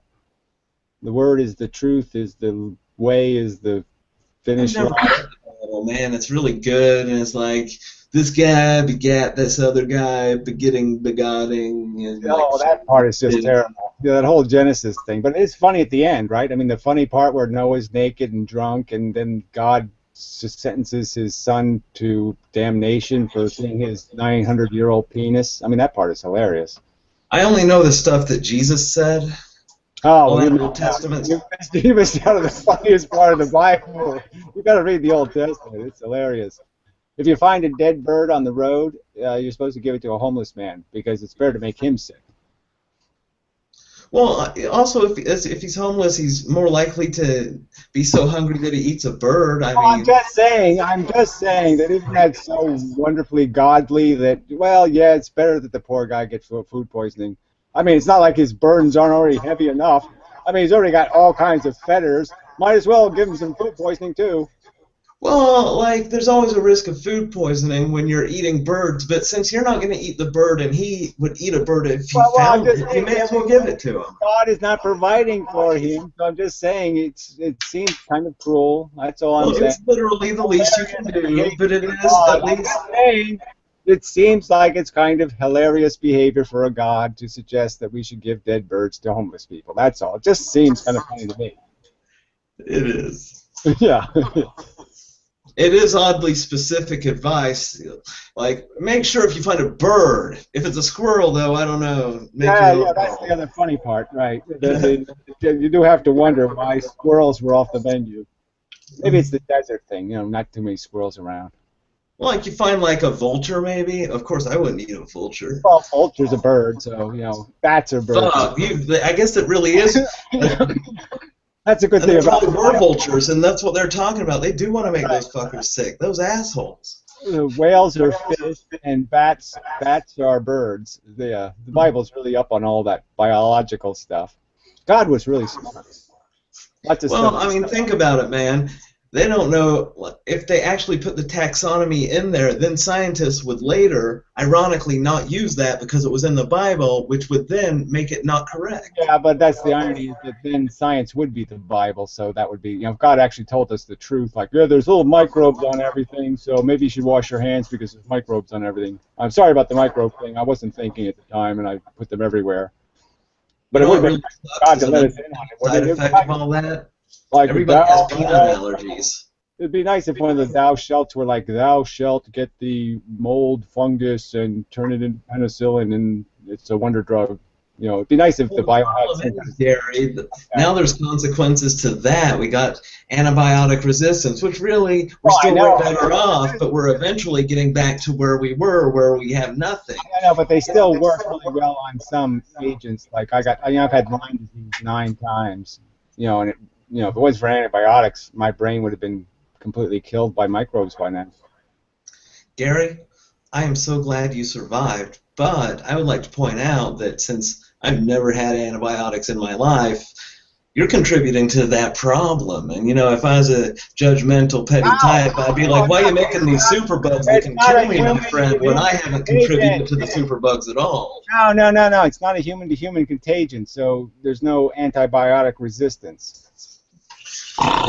Well, yeah, but just the normal flora and fauna of your body also get a dose of those antibiotics. You know, your Staphylococcus aureus, you have your own microbiome. Those can start developing antibiotic resistance just because they're part of your microbiome. You're creating superbugs that could kill you, my friend. How can you contribute to this problem that could kill little old me? Because I do take them for their full course, so I do kill everything, theoretically, living inside of me except for me. Oh, yeah. That's not actually possible. I know, but I'm just saying it's close enough, and frankly, I'm not going to get into a conversation about how antibiotics are bad, because antibiotics are really great. I'm just saying every time a person takes antibiotics, there is a slight chance that they can create antibiotic-resistant Staphylococcus aureus, you know. I know. I mean, you can tell feminists to grow penises, and I can tell you to get a better immune system, sucker. That's my point, Gary. That's my entire point. Anybody can get up on a high horse. I, of course, don't care about that. I'm the Lord. I don't get infections. Get real. No, I was just showing you how anybody can say that they don't contribute to a problem and others do, and then get all that judgmental, but it doesn't really help. It didn't help, did it? I understand, but let's be real. There are a lot of people who do that just to distract from their real serious problems. Exactly. They're serial killers, and they're complaining about other people using eyebrow liners. Exactly, and they exploit our weaknesses and our urge to debate. So we got to be smarter than the demons that try to distract us and exploit the points of contention. They play a game, we don't play. Like Pyrrha. I'm inducting you into the Lord and Savior Club. Gary, we're equals in this Lord and Savior game, and I have full faith in you, but like I said, I got to end this hangout because I got stuff to do. I really want you to think about, I mean, you would be way better Lord and Savior than me. Look at your fucking hair, my man. You already have that way down. Come on, man. Can I get a hell yeah? Can I get a hell yeah? I need a fucking colleague up in this bitch, my friend. There is no one I know who cares as much. I just need you to get on the winning team in terms of your attitude. A can-do attitude. Can we do it? Die soon and be productive. Yeah. Or be productive and then die soon. Die quickly. I just want you to think back to when you were, say, a teenager, when you really thought that there was hope. When you really... No, I just thought about... No. Sorry. I have absolutely no hope, and I wanted pussy, but that was... Gary, I know you gave up a long time ago, but remember whenever before you did give up. Just try to reflect upon that cold-hearted boy that you were so long ago. I never gave up. So again, that's the wrong word to use. I put on my soldier suit and said, I'm going to fight. Yeah, well, there's a lot of ways of expressing the same thing from a different angle, so I can't say that you're wrong or that I am. There's a lot of cliches that you can rifle off redundantly like a machine gun or something, and yeah, you can do that, but it's a cliche. I just said, think back to the person who didn't know that. Just reflect upon how that person was, who hadn't learned. Yes, well, like a lord, I sort of... I'm not asking for an answer. Reflecting don't take... I can't think back to some point in life that didn't exist. I'm just saying life has always looked like pretty much a piece of interesting but smelly dog shit. Well, anyway, I offer you a chance to save the world, my friend. I just want you to reflect upon whether you can man up and start savioring with me here. I really need a colleague, someone I can consider an equal. I consider that you. Now, if that flatters you a little, then take that flattery and man up with it. I'm going to need a little more in terms of... I know good and well you can do better. So you think about whether or not you want to. Okay. Have a nice day.